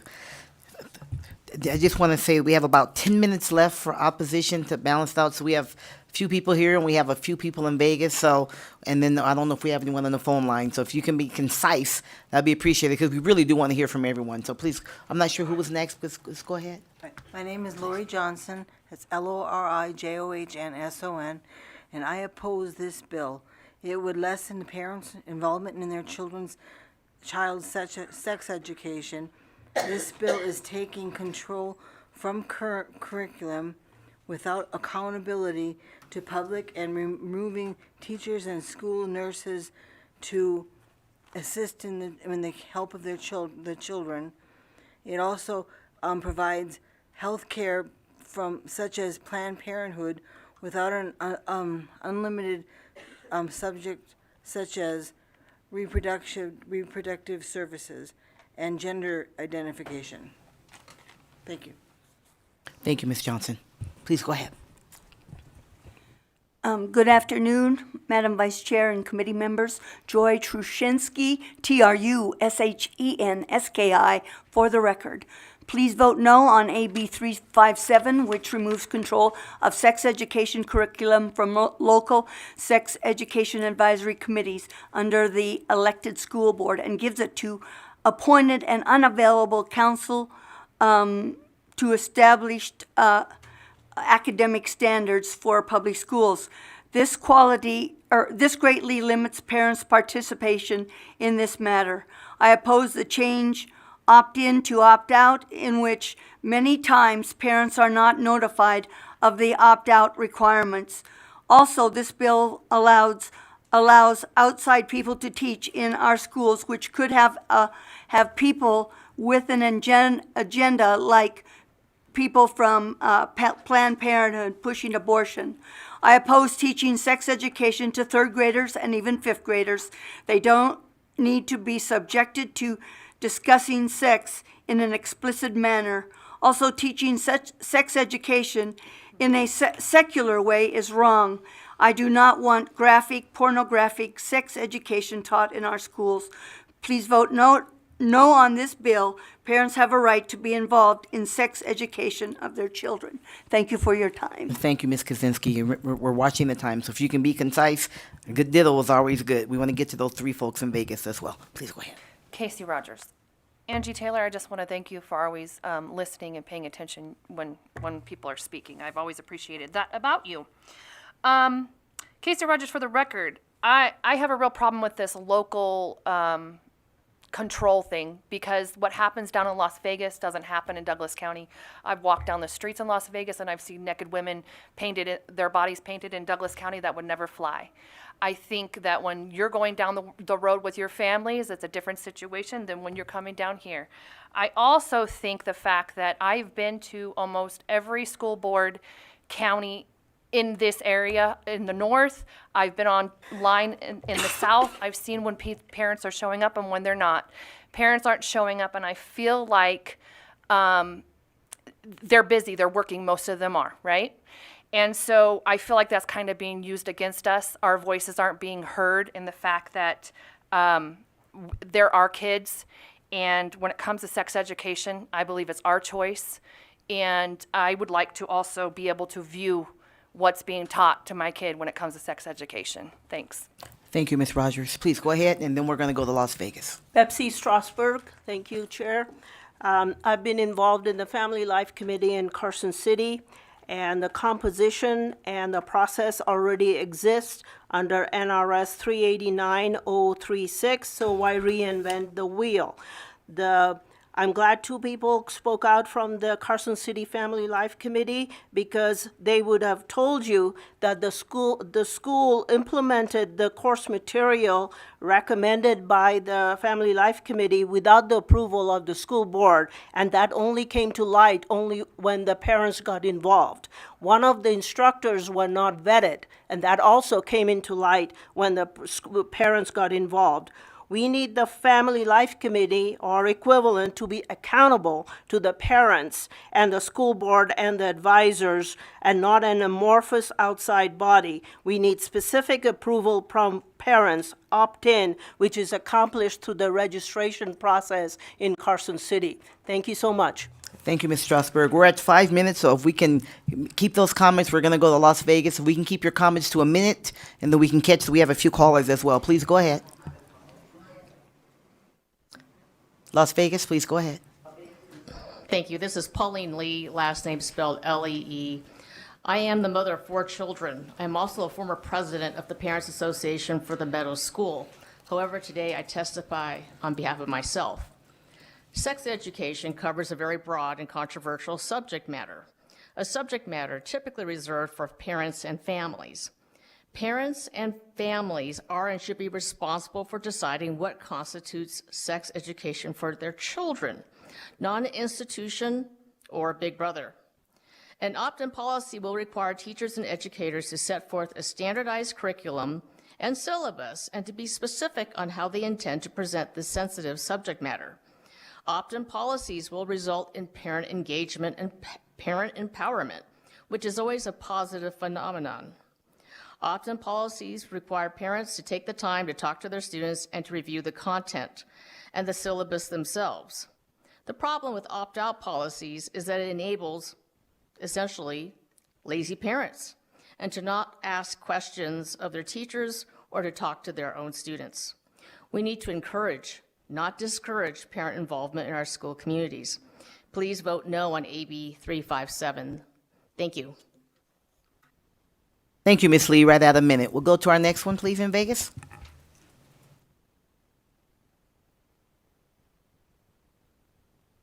Hello, my name is Susan Proffitt, Proffitt, and I'm the Vice President of the Nevada Republican Club.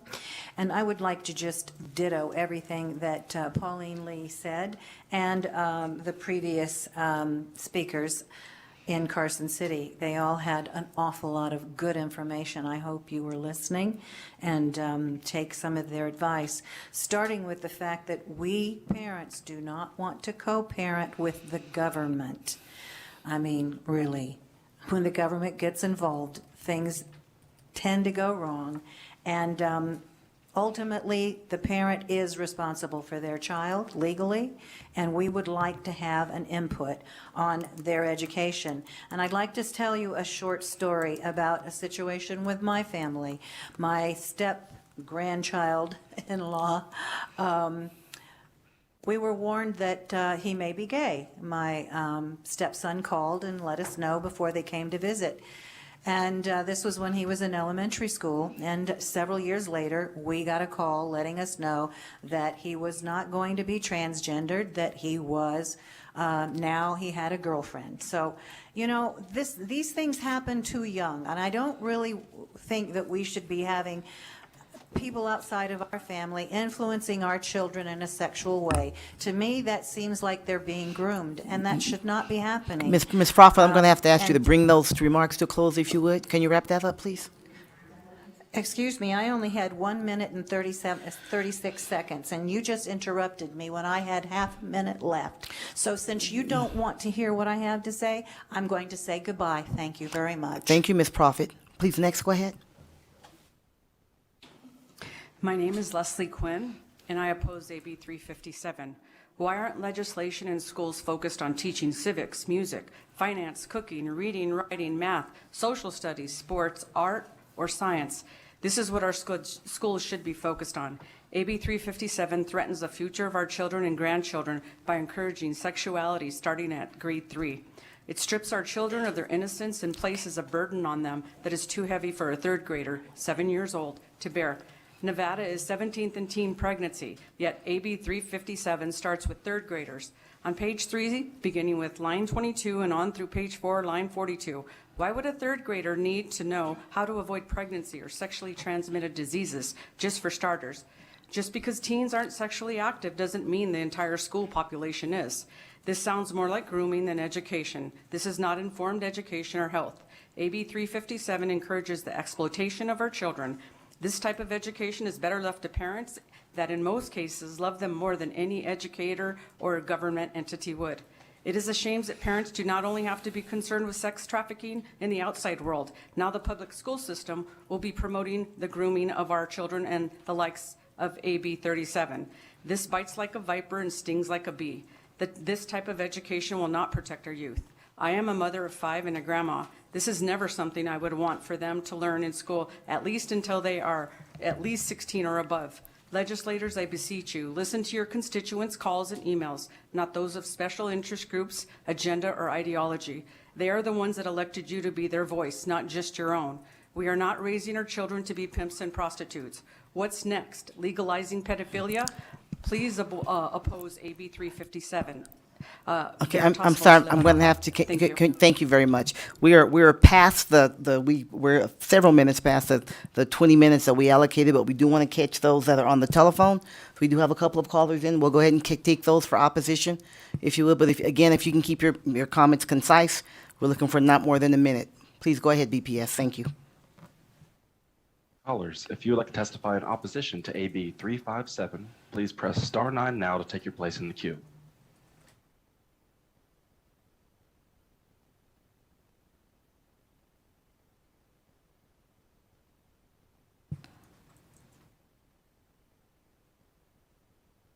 One moment, Chair. Next, we will go to neutral. If there's neutral coming up. Be positive, be against AB 357 because I don't think so. The government is the personal. We can, we made the decisions as parents if we want to teach them or not, and that's for us is grooming. So, not to AB 357. Thank you. May we have your name, please, caller, for the record? Oh, sorry, Carolina Collinsworth. Thank you very much. Next caller, please. Hi, this is Katrin Ivanov, IDANOFF, aka Mrs. Fixit, Assembly District 42. I just want to ditto everything that everybody said before me, and I want to point out that when the Assemblywoman was presenting that bill, she giggled and she said, "Oh, she didn't want to even say what was going to be taught in school in front of the adults that's going to be voting on that law." She was embarrassed to say what's in there. I'm sorry, caller. I'm sorry. We won't have personal attacks, but if you'd like to comment on the bill, we certainly welcome those comments. No, it's not a personal attack. I'm sorry, this is not a personal attack. This is statement of fact. She did not specify when presenting the bill. This is not personal. She didn't specify what's in the bill. She said, "You know what I mean." If she cannot specify it, if she's embarrassed to say it in front of adults, how is this content good for kids? This is my question. And also, if we start naming bills with the rightful name, this should be called the grooming bill, and it probably would have never seen the light of day to be listened to if we start calling bills what they really are. So please vote no on the grooming bill, AB 357. Thank you. Have a lovely day, and please listen to the constituents. Okay, thank you very much. We appreciate your call. 87%. Okay, next caller, please. I'm sorry. Thank you. Want to get in as many as we can. Any other callers, BPS? Good afternoon. Yes. Hello? Yes, please go ahead. Please go ahead. Okay. Good afternoon. My name is Teresa DeGraffenreid, DeGraffenreid. I'm representing myself this evening as Nevada resident of Douglas County. AB 357 seeks to take away the ability of local school boards, who most accountable to parents, to set the sex education curriculum and determine the ages that are appropriate for this information. Instead, the state will set one-size-fits-all curriculum. In addition, will require parents to opt in or opt out in place of the current opt-in system. We know from testimony on other bills in this session that the goal of this legislature is to promote a statewide agenda that as many as half of Nevada parents oppose. Local control allow Nevada parents to direct local school boards to set curriculum that align with their values. AB 357 doesn't require that these subjects are taught by a teacher or even a school district employee, but rather specifically allows these subjects to be taught by strangers with ulterior motives from outside the school system. In 2017, Governor Sandoval vetoed AB 348, a bill identical to this one that parents lobbied hard to defeat. His veto message stated the reasons that this was a bad idea, but these reasons are just as valid today as his message at that time. Do not circumvent local school boards and parent involvement with this bill. Please oppose AB 357 to protect Nevada families and children. Thank you. Thank you, caller. BPS, who's next? Hello, my name is Arena Cardenas. That's LORENACARDENAS. I strongly oppose this bill. When a California school district began using a Planned Parenthood lesson plan, students were prepped with questions such as, is it okay to masturbate?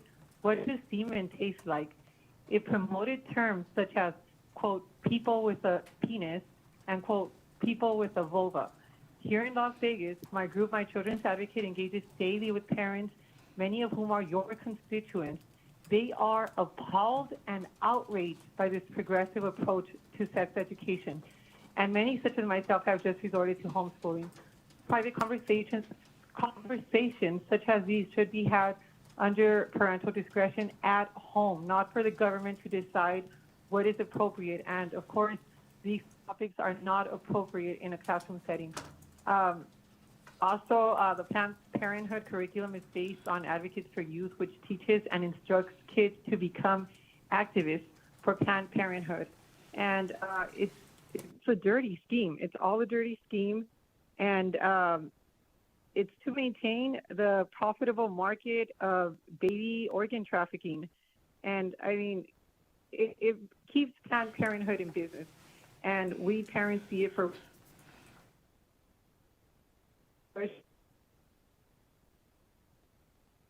topic, casual conversation as birth control. and we're pleading with you to please stop. Pump the brakes on this progressive ideology that's corrupting our children. Thank you. Okay, thank you, caller. We have one more caller. We'll take that call.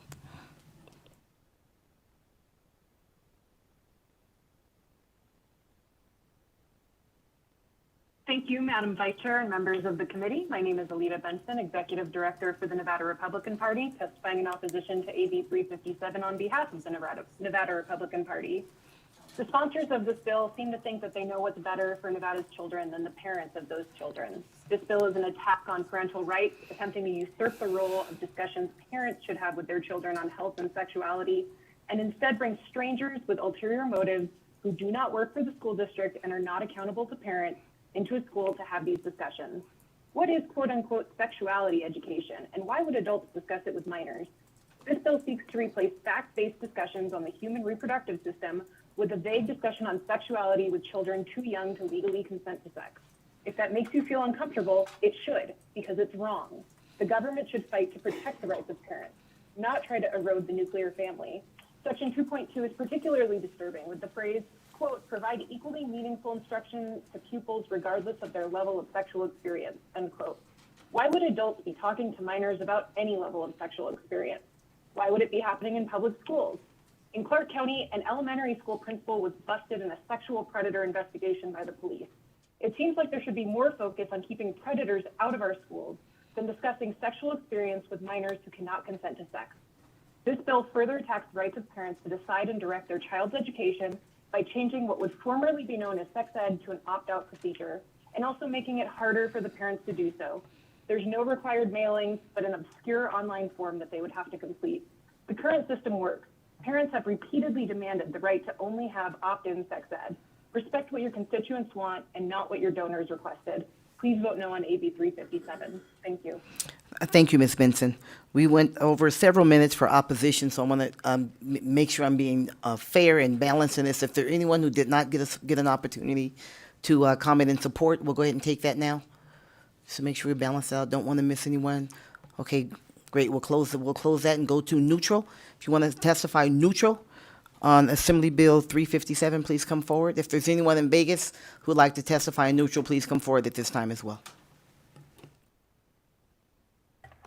Good afternoon. Patricia Haddad, Director of Government Relations for the Clark County School District here in neutral. So according to the Clark County School District legislative platform approved by our CCSD Board of Trustees, we do support an opt-out provision for any legislation related to sex education. I also wanted to add, in response to a question that was posed by Assemblywoman Hanson, if that's okay, I want to highlight that documents and resources on CCSD's delivery of sex education content standards can all be found on the CCSD website, and it has information and bylaws on the Sex Education Advisory Committee, the operational guide for K-12 curriculum development, materials review request form, 5th grade growth and development units of instruction, as well as K through 5 curriculum objectives. So those are all available that anyone can access online. Thank you so much. Thank you very much. And I'll add, you can find the same online for the Washoe County School District, just because I'm aware of that, and maybe other districts across the state. Anyone else for neutral testimony, AB 357? Seeing none, and I don't see anyone in Las Vegas for neutral testimony, we'll go to the phone lines. BPS, anyone for neutral testimony on AB 357? Chair, the line is open and working, but there are no callers choosing to testify neutral for AB 357 at this time. Okay, thank you very much. We're going to welcome back the bill sponsor. Madam Chair, any closing remarks?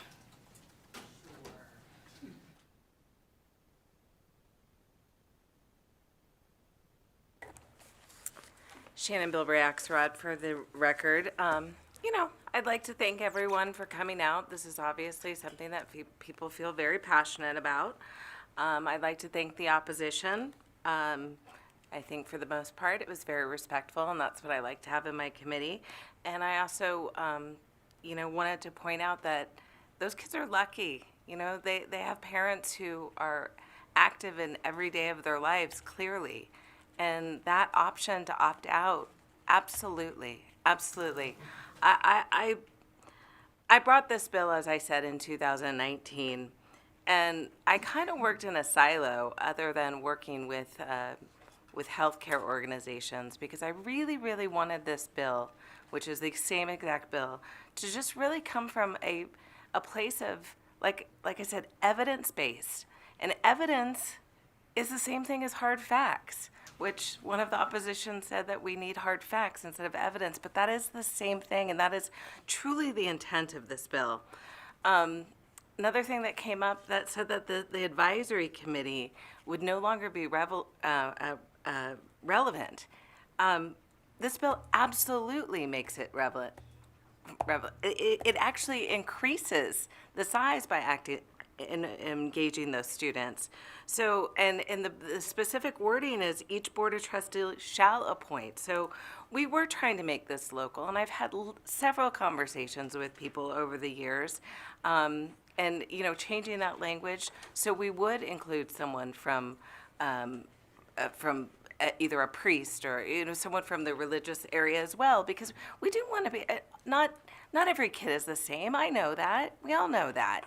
And parents do know what's right for their kid. And if you don't think your kid, this is appropriate, by God, opt them out. But those other kids who aren't lucky enough to have a parent who is active in their life every day, let's give them every chance we can. Let's give them that chance. I will end with one thing, because it kind of always goes back to this, right? Millions of dollars a year can be saved in Nevada. It shows that the public cost of teen childbearing in Nevada in 2008 was $84 million. It's a lot of money. So, listen, like I said, I appreciate the opposition. I appreciate the folks who came and talked to me. I appreciate the folks who called in. I appreciate that student who called in, who spoke so eloquently. And the last thing I'll say is, it came up that the state would start making standards. The state does make standards. I got this from the website of the Department of Education. We do that. These are in NACs. This is what the state is using. My bill doesn't do this. This is already there. When I gave you guys that page 20 and 21, that's already happening. So that's all I have to say, and thank you all for listening. Thank you, Madam Chair, and I would concur. Thank you for all who shared their comments and called in, and I rushed you as we got towards the end to get everybody in. So thank you for that. And then also there's a request, Madam Chair, Assemblywoman Thomas would like to be added to your bill as a co-sponsor. Assemblywoman Chan Bilbray Axelrod, I'm happy to do that. We actually have a lot of people. I had the bill had got in on deadline day, and so we turned it in with very few sponsors, but there's quite a few of you I know who'd like to be on, and happy to have you. Thank you. Thank you very much. We'll have just a brief recess while the chair comes and resets.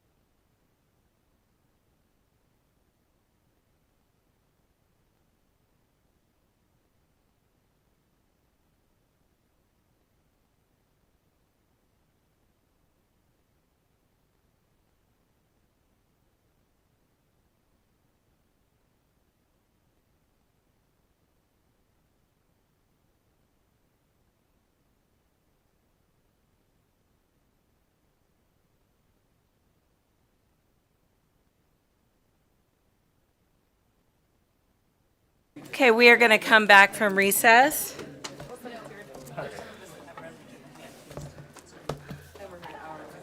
Just a reminder that we have to be down at floor in an hour and 20 minutes for Senator Cortez Masto. But are you ready, Assemblywoman? Okay, great. Fantastic.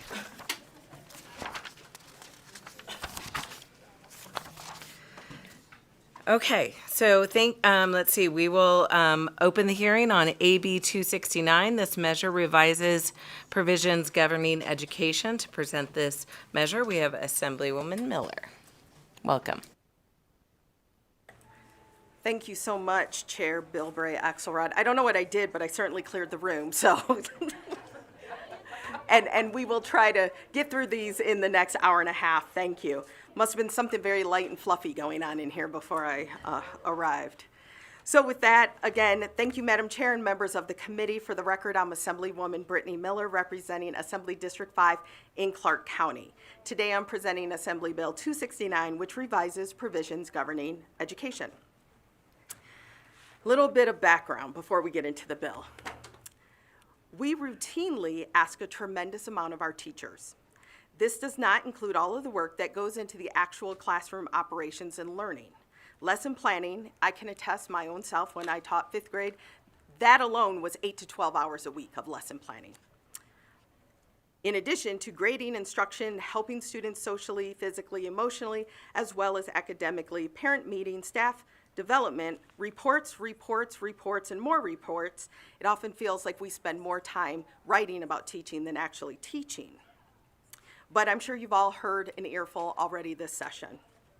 We also pack teachers' workloads with statutory, regulatory, and policy requirements, which also takes up more of their time and attention. Not to mention the enormous amount of standardized testing that we expect teachers to administer regularly throughout the year. Frequently, we do not find opportunities to reward teachers for doing all this work, or have our actions spoke louder than our words when it comes to supporting and trusting teachers, especially those who go above and beyond. But I just want to add that much of this work that we're talking about is also done unpaid. So it's done after contract time when teachers are not getting paid. Imagine if we just simply paid teachers for the actual hours they work. It is critical that we examine the current work we expect our teachers to shoulder and discuss options for making that workload more manageable. I'll never forget a few summers ago, as part of CSG West, I'm on the education committee, and there was the chair of Senate Education, and it was either from Wyoming or North Dakota. I want to believe it's Wyoming. But I'll never forget what he said in committee. He said, every year we legislators get together and talk about how we need to take things off of teachers' plates. And every year we go into session and put more stuff on teachers' plates. AB 269 is to focus on one of those aspects on teachers' plates, and that is teacher evaluations. Assembly Bill 269 makes changes to the current evaluation structure to better support and benefit teachers, specifically our experienced, productive veteran teachers. The bill does make several changes to the process. Now, I know that no one has been in the Assembly this long, but since I've come into the Assembly, and in the past decade, the teacher evaluation system continues to be a consistent issue. That's why every year you see bills presented in front of you dealing with the teacher evaluations. And with it, often what you see is the challenge of the overall inconsistency in its administration and holding teachers accountable for what they have absolutely no control over. Again, a decade of this. A huge part of the frustration also comes from the time that it takes to administer. And it's an excessive amount of time on both the teachers and the administrators. So this bill, first it specifies that if a post-probationary teacher, so that's someone who after their 3rd year of successful evaluations when they first begin teaching, has an overall performance as effective or highly effective for 2 consecutive years, that teacher is given the option to request rather than be required to participate in an observation and evaluation cycle during the following year. If a teacher does make such a request, that teacher may receive one evaluation upon their own request, based in part upon the observation cycle. Now, currently, this is law that for those who score highly effective, but it will actually include those who are effective. Furthermore, Assembly Bill 269 makes clear that an administrator may not directly or indirectly threaten, intimidate, coerce, or compel, or take similar action to require a post-probationary teacher to participate or not participate in an observation or evaluation in such circumstances. And I know that may seem like strong language to use, but again, I'm sure you've heard this session, or I believe you've heard, that those are actually the words that we need to use because those are, in some cases, the actual environments that we're working in. Administrators also may not perform an observation or evaluation without the consent of that teacher that year. Finally, the bill specifies that such a teacher, again, that a teacher must receive one evaluation in the second school year following a consecutive designation of effective or highly effective. So what that means is it would be 2 years of effective or highly effective, 1 year off, and then the cycle starts again. And again, the choice is also given to the teacher because they may, for a variety of reasons, want an additional evaluation. There were 2 proposed amendments that were submitted. The proposed amendments for this measure, one seeks to remove the use of student learning goals from teacher evaluations. Again, this has been a continual issue and struggle for teachers as well. Such metrics cannot and no longer be conducted or counted in evaluations. And while this measure takes effect July 1st, the second amendment would also make this retroactive for the last 2 years. Because again, so last 2 years for any teachers that have been employed in Nevada public schools and gone through evaluations. Because obviously it doesn't help our current teachers if they don't see relief immediately. This bill offers an opportunity to reward our hardworking teachers for positive evaluations. Such an approach not only helps to mitigate their substantial workload, but also shows our teachers that we value and appreciate the good work they're doing in our classrooms, often within the most counterproductive environments and working conditions. It also shows that we understand the immense workload and we are listening to them. At some point, we truly have to start listening and trusting teachers. We know that teachers reflect on their practice daily, often hour to hour, class to class, day to day. Teachers hold themselves to high levels of accountability, often blaming themselves for all the things that they don't have under their control, staying up late nights worrying about every single decision that they made and the impact that it has on our children. And most importantly, teachers are professionals. They don't need this process to keep them on their game, to keep them reflecting, or to keep them providing the highest level of instruction possible. No teachers are going to start slipping. No one's going to say, yay, we get a year off. Instead, they'll have one less major thing to worry about, one less issue that's stealing time from much needed instructional time for our students and planning time for our teachers. It gives our students a break because they won't be required to take yet another test multiple times throughout the year, because that's what the SLOs, I know that's what they're referred to in Washoe, SLGs in Clark, they're the student learning goals. What are they? They are another test that our students are expected to take, taking more instructional time away and more anxiety and apathy on our students. With that, thank you very much for your consideration. I urge your support of Assembly Bill 269, and I am available for any questions. Thank you very much. And we do have a question from Assemblywoman Moscow. Thank you, Chair, and thank you for this. If you can just, for us, tell us what the other tiers are, so highly effective, effective, and then I have a question after that. That's fine. That is an excellent question. I believe it's it's changed a few times. Developing or unsatisfactory. It would be like on a 4-point scale. Or would you like to answer yes? As you can see, I'm not familiar with that. Go. We've got some help for you. Thank you, Madam Chair. Ashley Killian, Committee Counsel. You were very close. Developing and ineffective. Ineffective, thank you. And I would also add to that, let me just add before we go further, that this bill doesn't change any of the current procedures or processes for teachers that are still developing or ineffective. It doesn't change anything for probationary teachers either. Follow-up real quick. Thank you. That was really my question, was that then, is it your intent then principals or administrators would have more time than with those teachers because they're not with these teachers? Absolutely. And when you talk to principals, again, this is a challenge on, and it's not just principals, I'll say admin, because in the schools, who is considered administration would be your principals, your assistant or vice principals. Again, I know we use different terms, your deans. So so that's the admin team, and all of them are supervisors. It takes an enormous amount of time. I mean, you're looking at like 52 indicators, all of the time they have to spend observing in the classroom, all of the things that the teachers have to get proof of, that the admin has to see and document, and then of course the writing up of it. And again, don't forget, there's writing that happens even before the evaluation happens, where teachers have to write.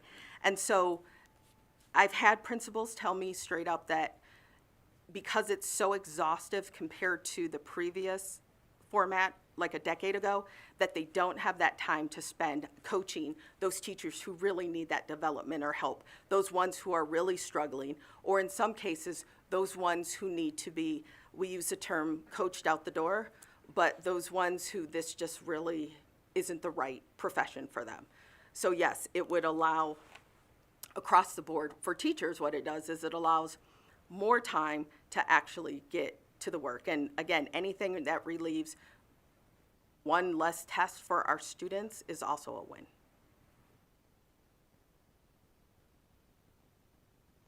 Thank you. We'll go to Assemblyman LaRue Hatch.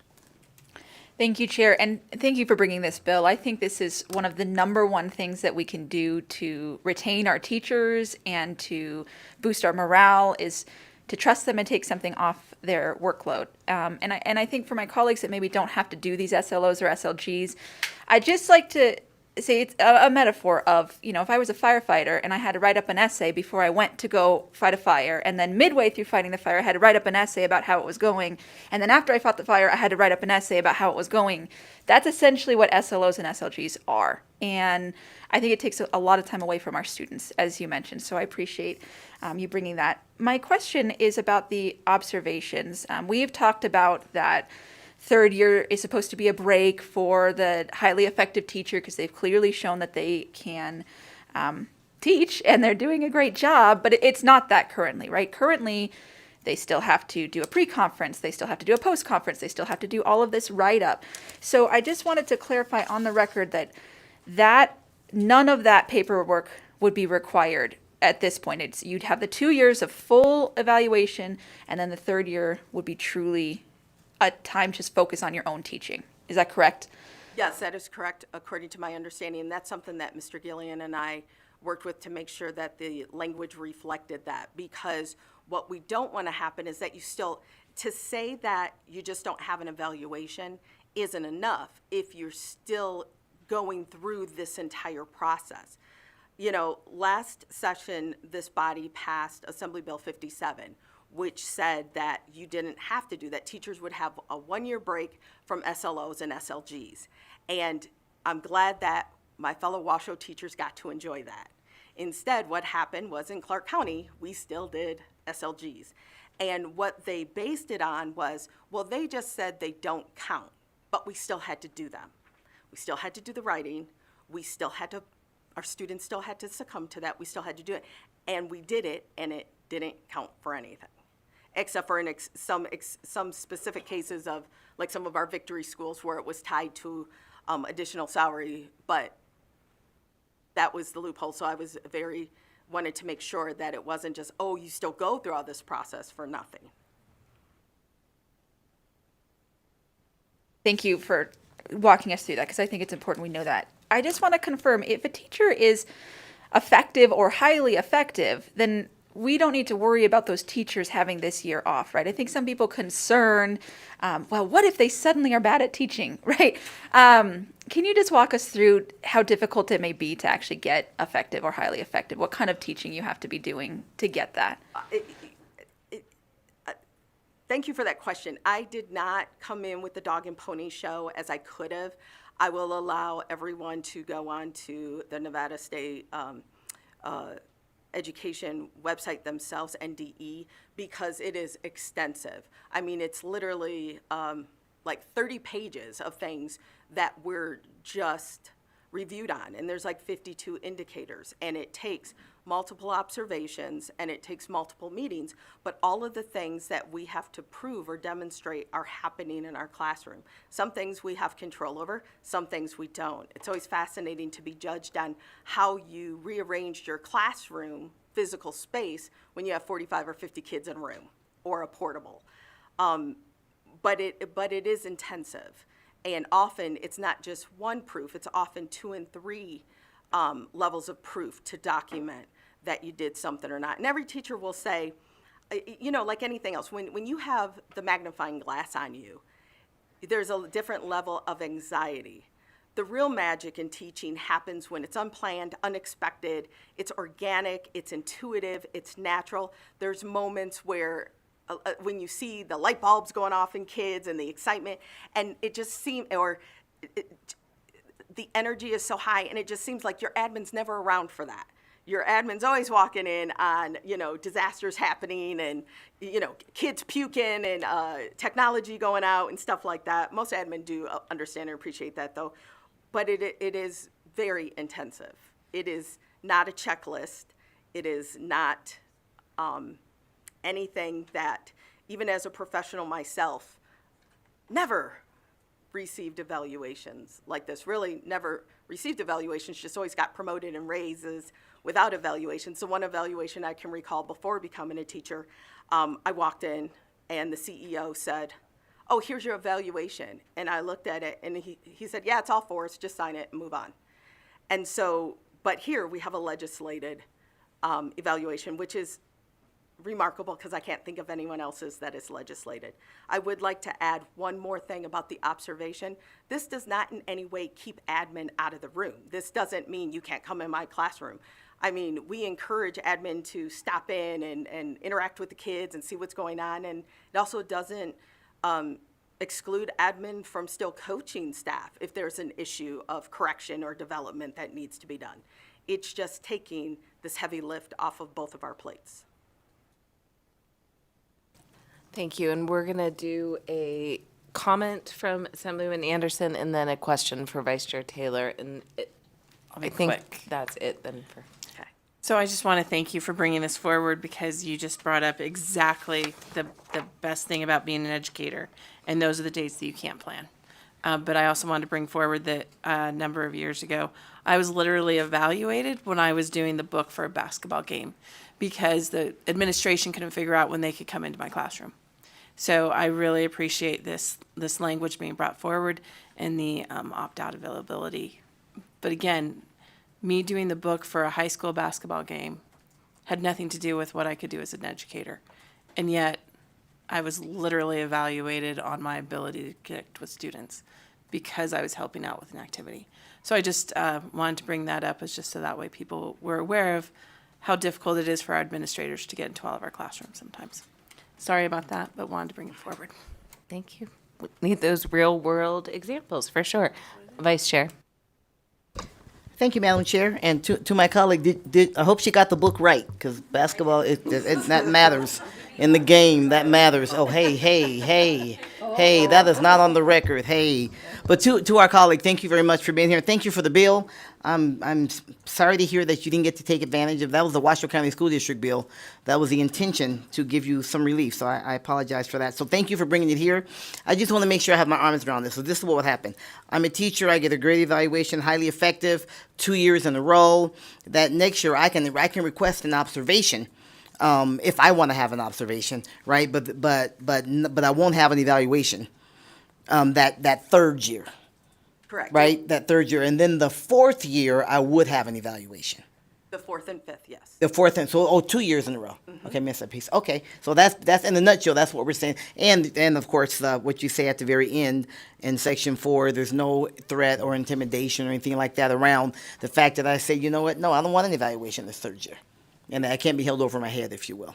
Correct. And again, just to include that, it would include effective and highly effective. Yes, just for both of those. Okay, great. And post-probationary. And post-probationary, yes. Okay, great. I got it. Thank you very much. Thank you for bringing the bill. Thank you. Thank you. And with that, we'll have you sit back and I'll invite folks to come up who are in support. We'll start here up in Carson City. I'm not sure if there's anyone in Las Vegas. I know we're losing Vegas pretty soon. I do see a couple people, and it looks like you're leaving. Okay. Please go ahead.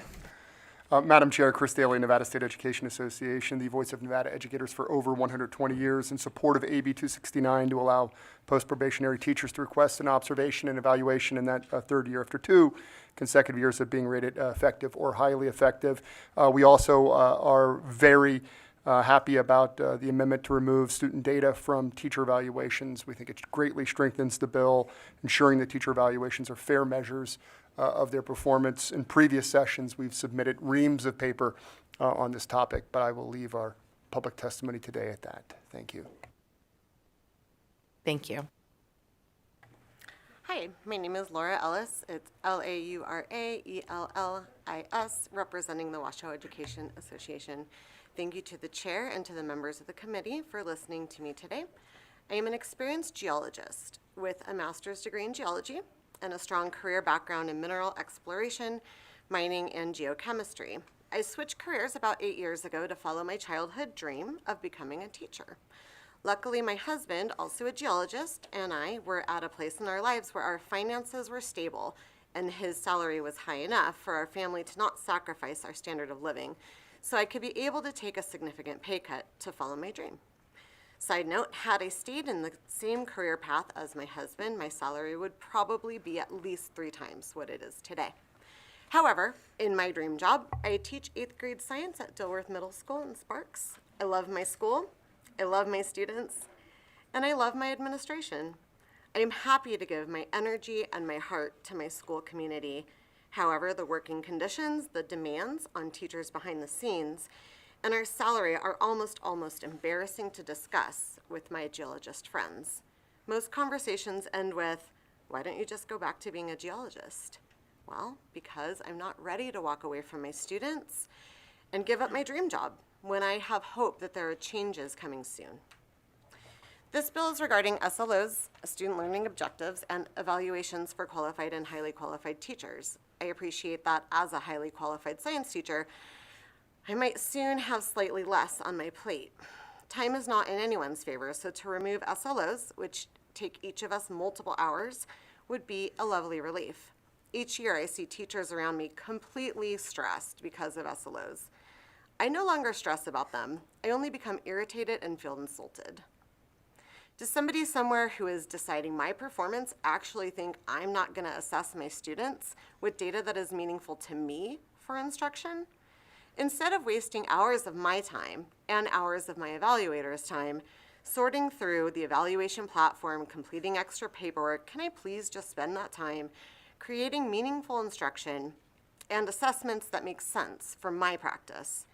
Can we all agree that SLOs are just another thing for us to do, a box to check, when we could be spending that time creating engaging lessons and thinking about how to best support our students? And also freeing up hours for our administrators to put their time into the teachers who would benefit more from their time and support. At the end of the day, teaching is not about us. It's about our students and their success. The less paperwork and hoops we educators need to jump through, the more we can focus on our students. And focusing on our students is why we are all here. Thank you. Thank you, and we're so happy that you pursued your childhood dream. Next. Thank you, Chairwoman and Assembly. My name is Ryan Small, RYANSMALL. I'm a member of the Washoe Education Association. I work at one of 2 Title I schools in Washoe County School District as an English teacher, and I have served this state in Elko County and Carson City as an educator for over 7 years. I have a slew of credentials, endorsements, professional development, and the like, and continue to hone my practice to better serve my students in my school. I'm here today to talk about AB 269. During my tenure, I have never been recognized as a highly effective teacher on my evaluation, nor have I been given constructive feedback on my student learning objectives that is conducive to overall performance and success of the school and the student body. This is a twofold problem. One, each year I've been observed in the classroom Both as a probationary and post-probationary teacher, my evaluations have been conducted from a different administrator each term.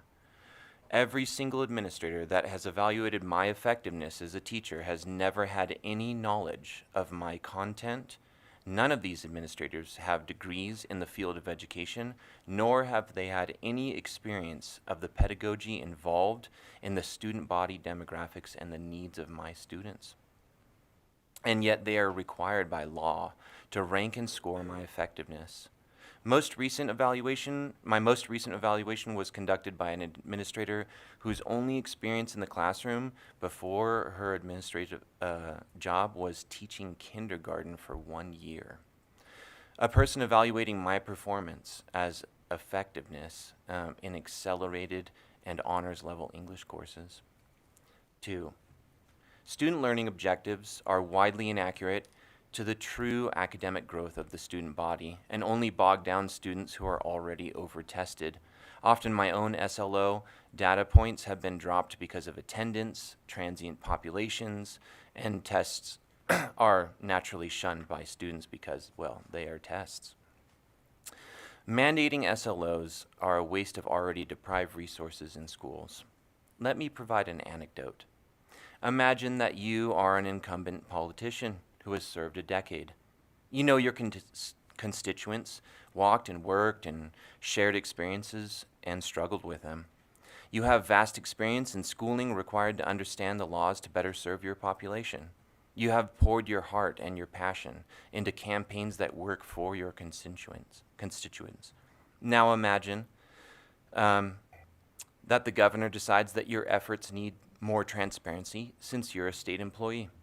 By the way, we are the only state employees that get evaluated like this. They stop by once in 184 days during the year, one time, to observe you for less than 1 hour while directly working with laws or your voters.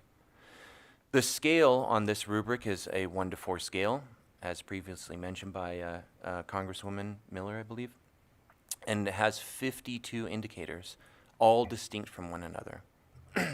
This person or committee has no knowledge of your job description, or who you are personally, or what you stand for, believe in, or how you make an impact in the Silver State. Do you think that you would be evaluated fairly? What about accurately?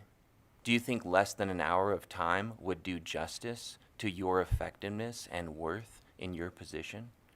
And if you didn't score well, your job could be at risk. That if 3 of 36 constituents were unhappy or not growing or contributing to the community because of the laws that you put into place, would you consider that merits of being reprimanded or terminated? This is why I believe that the state should strongly consider cutting SLOs and changing the nature and criteria by which teachers are deemed effective, as it is a suggestive scoring criteria method. Thank you for your time and consideration. Go ahead, please. Thank you. Hi, my name is Kalen Evans, and I'm the president of the Washoe Education Association, and we represent the certified professionals in the Washoe County School District. I want to thank the sponsor for bringing this bill forward and speak in support of it. There was a couple of things that were discussed here throughout that I wanted to highlight, but first I wanted to start is we gave a survey to our members to start the school year, and the survey was about what was one thing that we, if you could choose to be taken off your plate, that we could do to help support you in the school system that didn't have a fiscal note to it, right? We understood that money was off the table. What is one thing we could do to best support you? Overwhelmingly, the survey came back from educators surrounding SLOs and student assessments. The amount of time and energy that we are spending on assessments, it's significant. And it's one of those things where we think about, we come into here and we talk in these committees, and a lot of these discussions, not in this one, but it's centered around money, right? And we know we have a finite amount of money, but we're talking about, we all understand that teacher retention and recruitment are, we'd all agree, one of the top priorities of this state.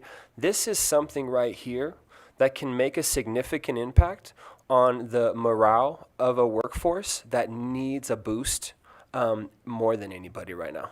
And so thinking about ways that we can literally take things off their plate, that's exactly what we'd be doing with this bill. And Assemblywoman Mosca spoke to the idea that this isn't just about educators. We have a significant amount of new teachers, probationary teachers, and if you talk to administrators, they'll be the first to tell you they're just as stressed to the max as educators are. They are overwhelmed with the amount of supports that they need to bring towards their staff. By allowing that third year off, that would allow them to put a significant amount of time towards these newer teachers or these teachers who are developing and need more support. So I think across the board, this isn't just about teachers. This really does have a significant impact on the administrators throughout the school and our educators. Thank you very much. Thank you. And we will now go to the phone lines. BPS, callers in support. Callers, if you would like to testify in support of AB 269, please press star 9 now to take your place in the queue.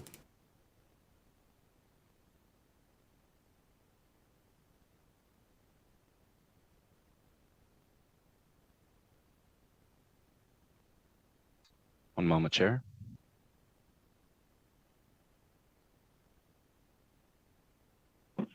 Hello. Good afternoon, Madam Chair and members of the committee. My name is Stephen J. Horner. That's Stephen, S-T-E-V-E-N, Horner, H-O-R-N-E-R, and I am a proud resident of Assembly District 8 and Senate District 11. I am also the president of Nevada State Education Association, retired. I am a retired special ed teacher. This is a very important bill. This is a bill that allows effective teachers that opportunity to have the amount of time they need to educate, not to test. The most effective observations I ever had were those that I asked someone to come in, whether it was another teacher or an administrator, to help me with a certain problem, not one that's scheduled with all of the ups and downs and all of the extra paperwork that goes with that. This is a very important bill. This is going to help all teachers, all administrators, and all students. So I urge the support of AB 269, and thank you for your attention. Thank you, Mr. Horner. Next caller, BPS. Chair, there are no more callers choosing to provide support testimony at this time. Thank you. And with that, we will move on to opposition testimony. Please fill in the seats and begin when you're ready. In Carson. Good afternoon, Chair Bilbray Axelrod and members of the Assembly Education Committee. My name is Jeff Horn, and I'm the Executive Director of the Clark County Association of School Administrators and Professional Technical Employees. We represent over 1,400 CCSD administrators, of which nearly 98% are members. Site-based administrators recognize and applaud the efforts of educators to achieve the status of highly effective. Strong leaders know these are educators that we need to simply get out of their way, remove unneeded barriers, and let them simply teach. The concerns that we have with AB 269 is restricting an administrator's ability to coach, collaborate, and provide meaningful feedback to educators evaluated as effective. The rating of effective has a large range. At the upper end of effective, such as 3.3 and above, the skill level is extremely high. And these educators simply need support, feedback regarding continuing improvement. However, educators at the middle and lower end of effective usually requires more support and collaboration to help them continue to grow in their instruction. For example, a teacher can receive a score of 1 on 3 instructional indicators, and assuming they have 3s on all other indicators, they're still considered effective. In this example, it's obvious that this teacher would need consistent coaching, observation, and feedback to ensure that impactful instruction is taking place. This is just one example of many different scenarios. We ask that consideration is given to amend AB 269 to reflect the wide range of expertise when an educator is rated as effective. Handcuffing administrators from providing meaningful feedback and observations will ultimately impact student outcomes. And if I may, just quickly, I'm married to a teacher. My daughter's a teacher. I love teachers. My wife's working weekends and nights preparing lesson plans. I know how hard they work. So it's not about that at all. It's about making sure that the individual teachers that need the work are receiving it. So thank you for your time. Thank you. Please go ahead. Hello, Patricia Haddad, Director of Government Relations for the Clark County School District. So CCSD continues to prioritize discussions about accountability at every level of the public education system. But I want to point out, during the 21-22 school year, 99.6% of CCSD educators who were evaluated received a rating of effective or highly effective. Skipping the COVID year and looking at the 19-20 school year, that number was 99.5%. And so by extending the third year evaluation grace to all educators categorized as effective, in addition to highly effective, and with this amendment around making it retroactive to the past 2 years, the evaluation system for teachers is essentially negated every third year. And in comparison to our student outcome data, it's clear that the NEP are expectations for student outcomes. And I think it's our expectations for student outcomes.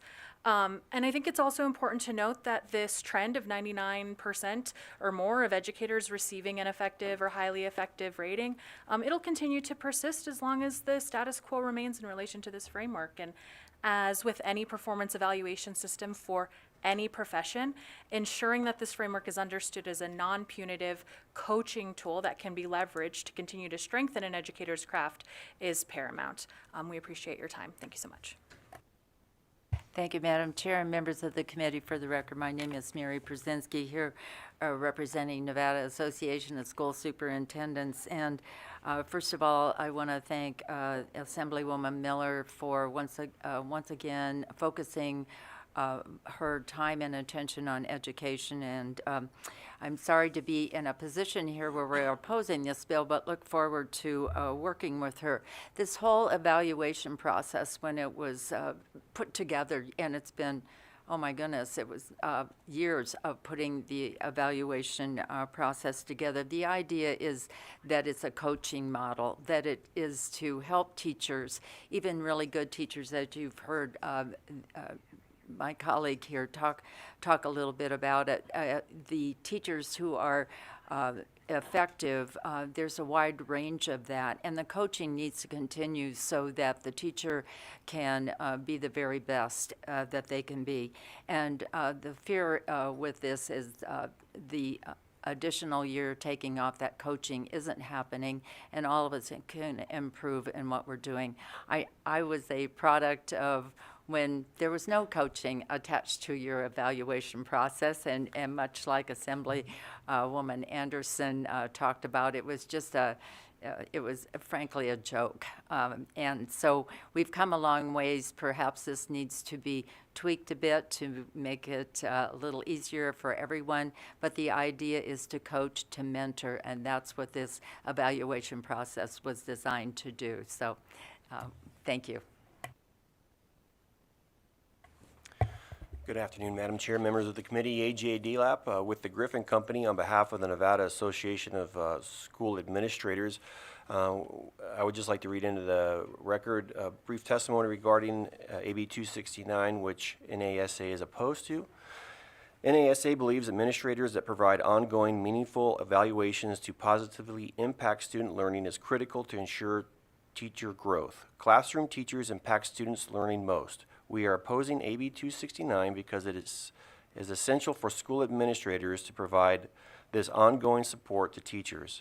Administrators have a responsibility to address any issue that may impact student learning. NASA believes that this language could be considered by some as punitive and doesn't provide principals with a fair opportunity to address potential concerns. Principals are hired to and responsible for leading all aspects of their school, most importantly, achievement gains of students. To solely prohibit a principal from performing an observation cycle or evaluation without the consent of a post-probationary teacher strongly lessens principals' responsibilities in which they are held accountable in order to support the students on their campuses and the achievement gains they are expected to deliver for students. Thank you, Chair, for that indulgence. And thank you. And if you could provide the... I certainly will. Perfect. Thank you, ma'am. Thank you. Anyone in Las Vegas in opposition? Are you coming? No, you are sitting down. Okay. We'll go to the phone lines in opposition. Callers, if you'd like to testify in opposition to AB 269, please press star 9 now to take your place in the queue.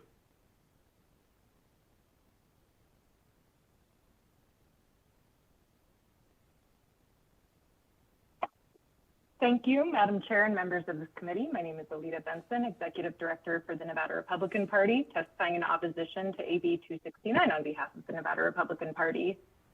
To paraphrase, there's lies, darn lies, and statistics. This bill is aiming to use misleading statistics to even further erode educational standards in our state. In 2022, in Clark County, Nevada, of the 15,269 teachers employed, only 11 were rated ineffective. The worst county for education and one of the lowest ranking states for education only had 11 ineffective teachers. Perhaps due to the grade inflation affecting both students and teachers, CCSD also decided to give the man overseeing this failure a raise. The bill sponsor says that this bill would reward teachers who receive positive evaluations while removing any requirement for evaluations and proposing that they not be measured on the impact they've had on students. Saying that a teacher is effective, if only 11 were rated ineffective district-wide, how on earth could anyone trust the grading system in our largest school district? Students have grade inflation in Clark. They're not even allowed to get a 0. Sounds like the teachers might too. People respect what you inspect. Most people see their boss daily and receive evaluations monthly or at least, semi-annually. Why would teachers be exempt from this very minimal standard of evaluation? This bill reduces transparency and accountability for teachers. Our school systems are not underfunded. However, the administrators are certainly overpaid. Our neighboring state of Utah spends $3,000 less per child annually and is in the top 10 for reading achievement. We have an accountability problem endemic through our entire education system, which would only be amplified by this bill and its amendments. When CCSD has only 4% of African American students proficient in math, we should not be lowering standards and evaluations for teachers. We should be raising them. Every parent should be able to freely access the database where they can see any teacher's evaluation scores and metrics. They should be able to direct their child's education, and in-demand, high-achieving teachers should receive merit raises, perhaps taken from the salaries of failed superintendents. This bill is the opposite of transparency. Nevada's children deserve uncompromised legislators. A number of sponsors of this bill have conflicts of interest due to their concurrent employment within school districts, which is prohibited by the Nevada Constitution. We respectfully request that they recuse themselves entirely from discussion or votes on this bill. Please vote no on AB 269. Thank you. BPS, are there any other callers in opposition?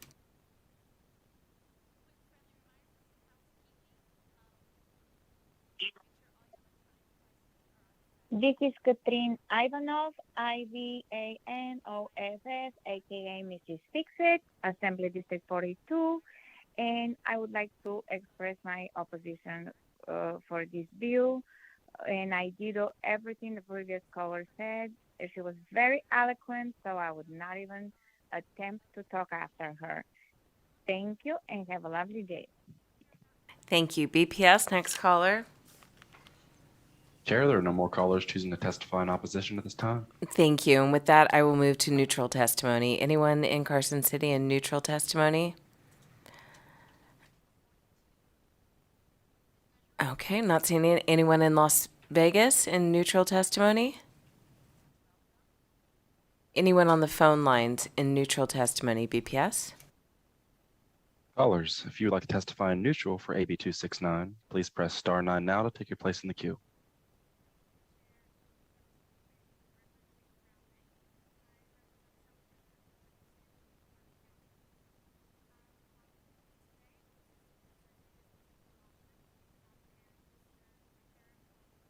Hi, my name is Brent Busboom. This is my 24th year teaching English, 21 of them at Reno High School. I'm also a proud member of the Washoe Education Association. I'd like to thank the chair and the members of the committee for this opportunity to testify in support. I hit the wrong buttons, I guess, in support of AB 269. I'd like to begin my testimony by saying that we have I'm in actually moved. favor of accountability. We've actually moved on to support, but if you could say your name, we can add you to that column. Would you just say your name?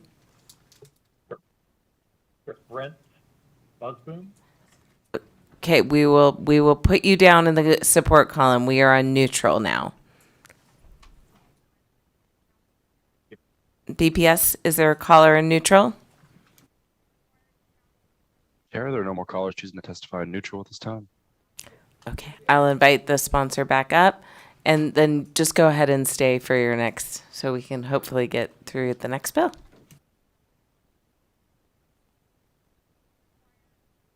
Thank you so much for that, Chair. I do have a few responses that I have to some of the opposition that was cast.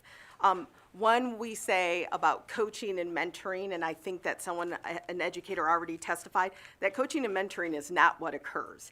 It is, here's this long form of everything we went through and all the boxes we checked and everything we wrote, and go ahead and sign here. Maybe they do coach teachers that need more development, I'm not sure. But in my experience with multiple admin over the years, it's not, I wouldn't at all call it coaching or development. Also, we all would appreciate, there was a comment made, but yes, if the districts would actually follow current and existing laws, that would be helpful. And no way does this bill handcuff any admin from naturally observing or coaching or correcting a teacher or anyone at any time in the building. Problem with SLOs and SLGs is that, again, they're not administered as legislated. Or as the policy is. It is supposed to be a student learning goal based on the teacher, where the teacher sets the goal and the teacher decides the measurement. Instead, what happens, admin direct teachers on what their goal will be, and also here's the test you will measure it with. Accountability at all levels, fascinating remarks. Again, teachers are highly accountable. Additionally, the comment about someone just getting a 3. Getting a 3 would equate to a B. And guess what? If my students get a B or a B+, I don't make them do it over again. I don't tell them that wasn't good enough. I celebrate that. That's a fantastic score. Other things that I would like us to consider, again, going back to teachers are literally the most highly held accountable professionals in our state. And I mean that because not only is it this, but teachers are held responsible for all societal issues, for behaviors, for actions, for everything that's out of their control. Do we hold doctors responsible for what their patients do? No, we don't. Also, just so you know, with the NEPF, substitutes, full-time subs, are not evaluated by it, and not all of our charter schools use it. Our charter schools use a variety of different evaluative methods. Some use it, some use programs similar to it, some are still using portfolios. But again, I want you to think about this. We've been saying this has been around for a decade. And in the past 10 years, I'm not sure what the original goal was, but I'm just going to ask you this. Since its inception, has student achievement increased? It has not. Since its inception, has retention increased? It has not. So if we see that there's no link and student achievement data is actually decreasing and more teachers are leaving, then it's time to take a serious look at what we're spending our time and energy on. I remember 4 years ago I had a hearing in education, and I literally ended that hearing with asking, if we don't do this now, where will we be in 10 years? That was just 4 years ago. So I'm asking you again, but I'm not going to give you 10 years this time. Where are we going to be in 4 years? And with that, Chair, I'm done. Thank you, Assemblywoman. With that, I'll close the hearing on AB 269. Don't do a Shea Bacchus and go sit down, just stay here. And I'll now open the hearing on Assembly Bill 339. Please begin when you're ready. Thank you, Chair, and thank you for giving me the opportunity to present Assembly Bill 339. This one revises governing accountability reports of public schools. Each legislative session, we work to develop laws and policies that we think will improve education in our state. And it seems that much of this revolves around the collection of student achievement data. As we know, student achievement data is not one-dimensional. Anyone trained or experienced in evaluative methods understands that all data has variables that manipulate or dilute its reliability, particularly when it pertains to learning. The worst mantra people could ever start saying is that kids are sponges and they just learn, as if it doesn't take And even as a kid, I'd hear, oh, kids just soak up information, implying that it takes no effort or participation on the kids or students' part. When in reality, learning is in fact a participatory sport, one that requires participation, effort, and engagement on the recipient. Someone who is ready, prepared, and willing to receive. I always explain to my own students that it's like trying to feed a little baby when they refuse to eat. If that baby refuses to eat, you're not getting that spoon in that mouth, and you've got baby food all over their face. Sadly, in the past 2 decades, everything has become more about data and test scores. But there are many issues and considerations that impact this. Again, I trust you've heard teachers explain this all session to you, all the things that are not in their control. And so for the sake of time, let's just acknowledge that there are things that are within a student's control and things that are not in their control. There are things that are within a parent's control and things that are not within a parent's control. And there are things that are within a teacher's control and things that are not within a teacher's control. And even things that are not within the control of the school or the district. Classrooms are full of students with a variety of intellectual ability, aptitude, interest, and home environment. And that's not to place blame or judge anyone, but we know the reality of some of the environments that our students are living in. We also know this impacts their ability to learn. I always say Michael Jordan or LeBron James could come in and teach us how to play basketball. How well would you all actually play basketball? Would you blame LeBron James for not being a good teacher? Or would there be other factors involved in your performance? The other thing that we see impacting our kids, an increase in anxiety and apathy, is again, the over amount of testing they're subject to. In reality, though, we understand that in a data-prioritized and data-driven institution, we can't quantify all of the things that impact student achievement results, but there are 2 key things that we actually can quantify, and that pertains to student absenteeism and who's in the class teaching. A recent publication, which is just one of extensive research that has gone on for years now, it establishes the links between absenteeism and student achievement, referencing absenteeism as a predictor for course failure and citing its association with lower achievement in reading and math specifically. As such, it is necessary that our student data collection methods take these factors into account so that we can better understand the issues impacting student achievement data. This bill does not attempt to correct or create any attendance policy. Rather, the intent of Assembly Bill 339 is to disaggregate student achievement data as we collect to examine and compare these factors. Existing law currently requires the boards of trustees of school districts, the sponsors of charter schools, and the State Board of Education to prepare and disseminate annual accountability reports that include information on pupil achievement.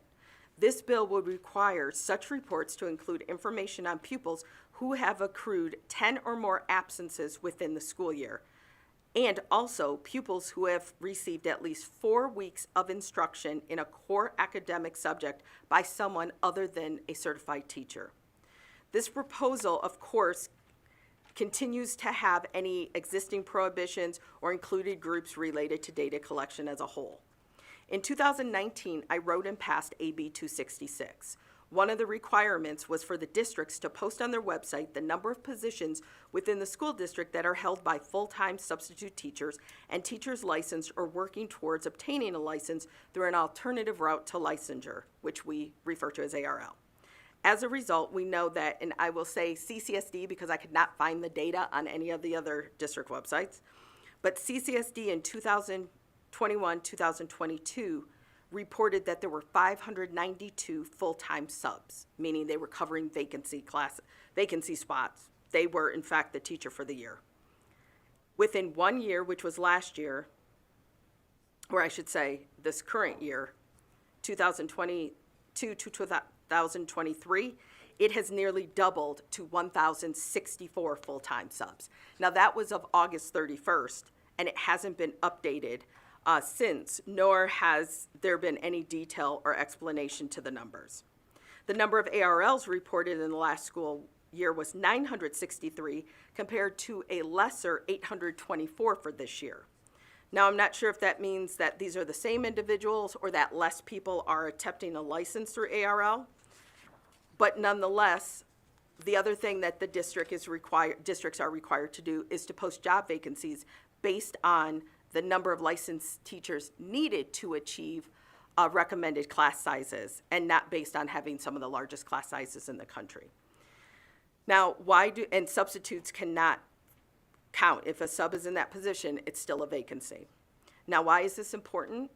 Because these individuals, those who fill in full-time substitute positions, and again, I recognize some of them may have multiple degrees, some of them have multiple skills. However, they've not been trained in the pedagogy or trained in actual teaching, nor have they gone through practicums, student teaching, and so on.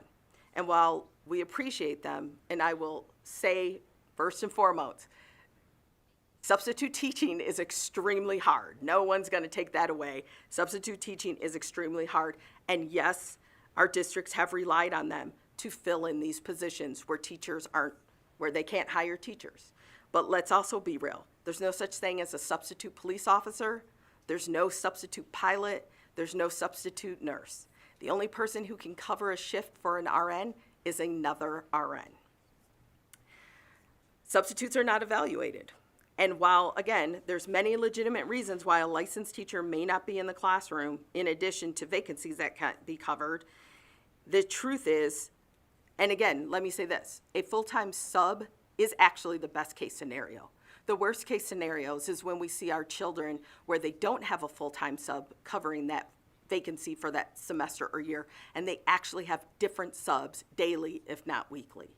I've had my own students come to me in the beginning of the year, yeah, Ms. Miller, we had 5 teachers last year. We had 7 teachers last year. Or in the worst case scenarios, when they knew I was leaving, it's not going to be like last year where we had a different teacher every day, is it? Again, we know this impacts our students' ability to learn. So let me also explain, this bill will separate the data, not just for students attending school who have missed 10 or more days, but also those who have had a certified teacher compared to those who haven't. And the real reason why I believe this is necessary is because really I'm sick and tired of the mantra here of everyone just marching around, we're 50th out of 50, we're the worst. It seems no matter how much we explain what those rankings are based on, having some of the largest class sizes in the country and other conditions that we have, that no matter what we say, it doesn't matter. People just love to march around saying we're the worst. Words matter. Narrative matters. I'm in that classroom with 6th graders, and imagine what it's like to hear 11 and 12-year-olds say to you, but Ms. Miller, don't we have the worst schools in the country? Doesn't our education suck? What can I expect to learn in here? This doesn't motivate or encourage our students. It doesn't build trust in our parents. Our parents want to believe that their kids are in an institution where they can grow and thrive. And it is absolutely demoralizing for our teachers and educators who give so much of themselves every day, often at the sacrifice of their own family and social life, physical and emotional well-being, and of course, finances. And then we act like we're not sure why teachers are leaving. Again, this bill is simple. The other thing I hope that the benefit of this bill is that we can see and examine the factors that are impacting their achievement. Hopefully this encourages student attendance, because what we already know is kids that are in school have a way of just doing better. I also acknowledge that our business here in Nevada, they have challenges, and I've heard from them as well, that it's difficult to diversify our economy or bring more business into our economy because, again, those that will say our failing education system. But what if we could provide the data to suggest that, yes, there are those scores, but we need you to look at the scores, the differences between when children are in school and when they are not. And also look at the differences from our students who have had certified teachers compared to those who have not, whether it's consistent full-time subs or a line of different substitutes the entire time. Ultimately, this bill will demonstrate the result of the factors that impact student achievement, which will provide vital information as we continue to strive to improve education in Nevada. I promise you that too many of our students and too many of our teachers are working too hard, and their effort and work should be reflected, praised, and documented. With that, I urge your support of Assembly Bill 339, and I'm available for questions. Thank you, Assemblywoman. And we do, I know, have at least 2 questions. I'm just looking, we're up against time, but I want to fully vet this bill. So if we have to come back, we're going to come back. So I'll start with Assemblywoman Torres. Thank you, Chair. Thank you for the presentation. I do have a couple questions regarding like the wording of pupil achievement. I'm just wondering whether or not that's meant to be test data, because it's not very clear in that language. Additionally, I notice in Section 2, Sub 8, where it's requiring at least 4 weeks of instruction by a person other than a certified teacher. Like, I'm just wondering if, like, how that's going to be measured too, especially in like middle school, high school settings, where they might have those 4 weeks in a PE classroom or a different classroom that might not affect English data. Additionally, you might have that. Like, how about if a teacher is out on family leave or something like that, whether or not that was included? Thank you. Thank you so much for your questions, Assemblywoman. First, with the data, that would pertain to any of the standardized test data that's presented, like if you go onto the websites for schools or for districts, or even the Department of Ed, when we're looking at like the Nevada report card, SBAC scores, all of those scores that are put out. And your second question about how it would be measured, it would be in the core academic classes for consecutive 4 weeks. And yes, while there are real issues that teachers have to take family leave for whatever, or come serve in the legislature, the reality is still that they had at least 4 weeks consecutively of not having a certified teacher.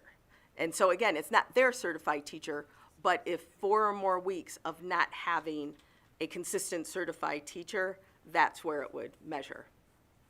Thank you. And I would like to see some clarification of that language if this bill does move forward, because it doesn't state consecutive weeks in here. So I'd just like to make sure that that was added, and then also restricted to only core classes. Additionally, I would remind you that not all grades are tested, specifically in high school. So I'm just wondering what like that might look like. So that could be a conversation we have offline, though. Certainly. Thank you. Insightful, for sure. Assemblywoman Liberty Hatch. Thank you, Chair, and thank you for bringing this. I think that it is really important, especially with talking about absences. I can say every year I calculate my fail rates with my world history sophomores, and some years I'll have a 30% fail rate, but when I take out the absences, then it suddenly goes to a 4% fail rate, right? Because those are just kids that have literally never showed up to my class or maybe showed up once or twice. So I appreciate the intent here. I just want to confirm, you're not changing the metrics of which grades we're taking data from or anything like that. You're just saying when we have these metrics, it needs to be broken out in this way. Is that correct? Absolutely. So if they want to continue to present it as a whole, that works. But again, with just 2 separate categories, comparing those students who had been in school or missed 10 or more days compared to those who didn't. And the same with those who had certified teachers compared to those who, and again, it is 4 consecutive weeks because that's where you a month of school, that's where you really see the impact. But yes, it does not change anything else that's currently existing. Members, other questions? No? Okay, we will move on to support. I threatened to come back and look at everyone's no.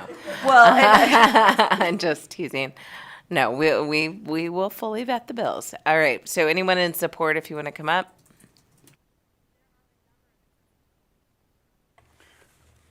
Madam Chair, Chris Daly, Nevada State Education Association, in support of AB 339. You know, sometimes it's these little bills that end up having a big impact because we've heard a lot this session about accountability. Oftentimes educators will lean into accountability, and I think that's what's happening in this bill. When you take a look at data and sort of the difficulty of measuring all of these factors, I think it's fair that we should be taking a step back and looking at a bigger picture whenever possible. So as Assemblymember LaRue Hatch said, if you account for student absenteeism in her class, the fail rate goes way down. Obviously, if you don't have a licensed teacher in front of students, you're going to have a performance that falls off. And so this is additional accountability in a session where accountability is stressed. We think you should support AB 339. Thank you. Thank you. Anybody else in support? I don't think, it looks like everyone in Vegas left. BPS, is there anyone on the phone line in support? Callers, if you'd like to testify in support of AB 339, please press star 9 now to take your place in the queue.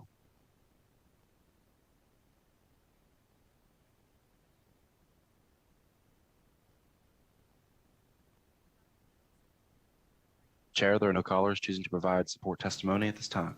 Thank you. With that, we will move to opposition. Do we have anyone in Carson City in opposition? Not seeing anyone. Doesn't look like we have anyone in Las Vegas. BPS, is there anyone on the phone line in opposition? Callers, if you would like to testify in opposition to AB 339, please press star 9 now to take your place in the queue.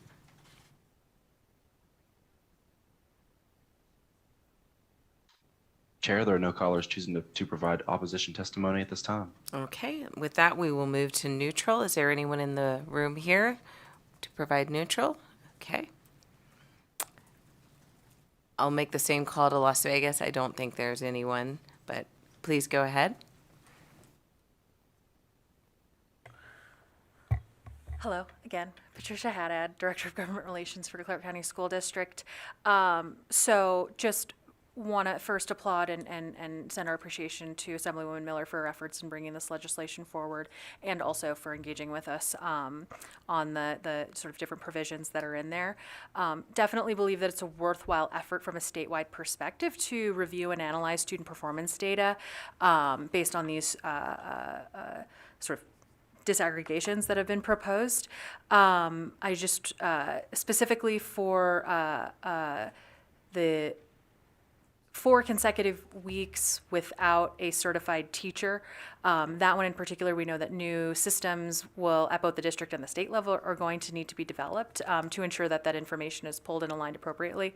And then we also do recommend amending the tracking of the performance of students from 10 days to 10% of days enrolled, aligned with the chronic absenteeism metric that's already within the performance framework, rather than creating a new measure here. And so just appreciate your time, appreciate and hope to continue to engage with the Assemblywoman on this legislation, and have a good evening. Good evening, Madam Chair and members of the committee. For the record, my name is Mary Przensky, here representing Nevada Association of School Superintendents, and we also want to thank the Assemblywoman for bringing this forward and pointing out important issues as far as really reflecting student performance. The only concerns we have are some of the mechanics of actually carrying the bill out. We don't want more burden on teachers who have to report, how many days or the student did not have a certified teacher or had the substitute teacher in the classroom. I think Assemblywoman Torres brought up a couple of questions that were answered, which I appreciate that we had about the bill initially. So it's just the mechanics of the bill, and we look forward to working with the Assemblywoman on that. Thank you. Thank you, and we have plenty of time. Just kidding. Neutral, do we have anyone on the phone lines in neutral, BPS? Callers, if you would like to testify in neutral for AB 339, please press star 9 now to take your place in the queue.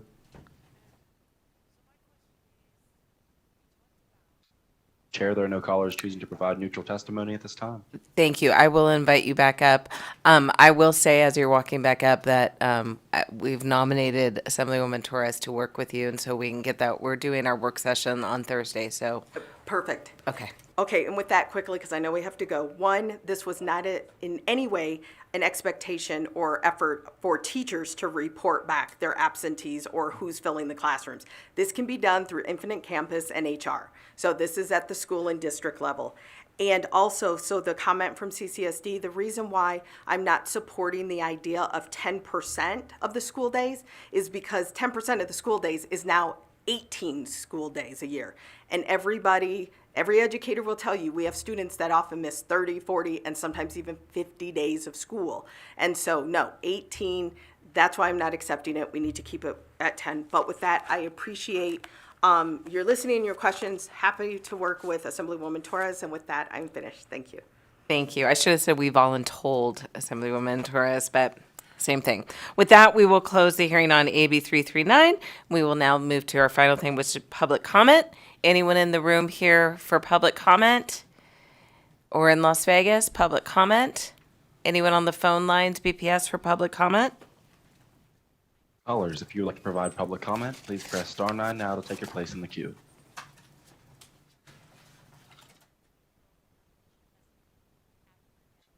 Chair, there are no callers choosing to provide public comment at this time. Thank you very much. And with that, we will adjourn. Our next meeting will be Thursday at the call of the chair. And this concludes our meeting, and members head down to the floor. Thank you.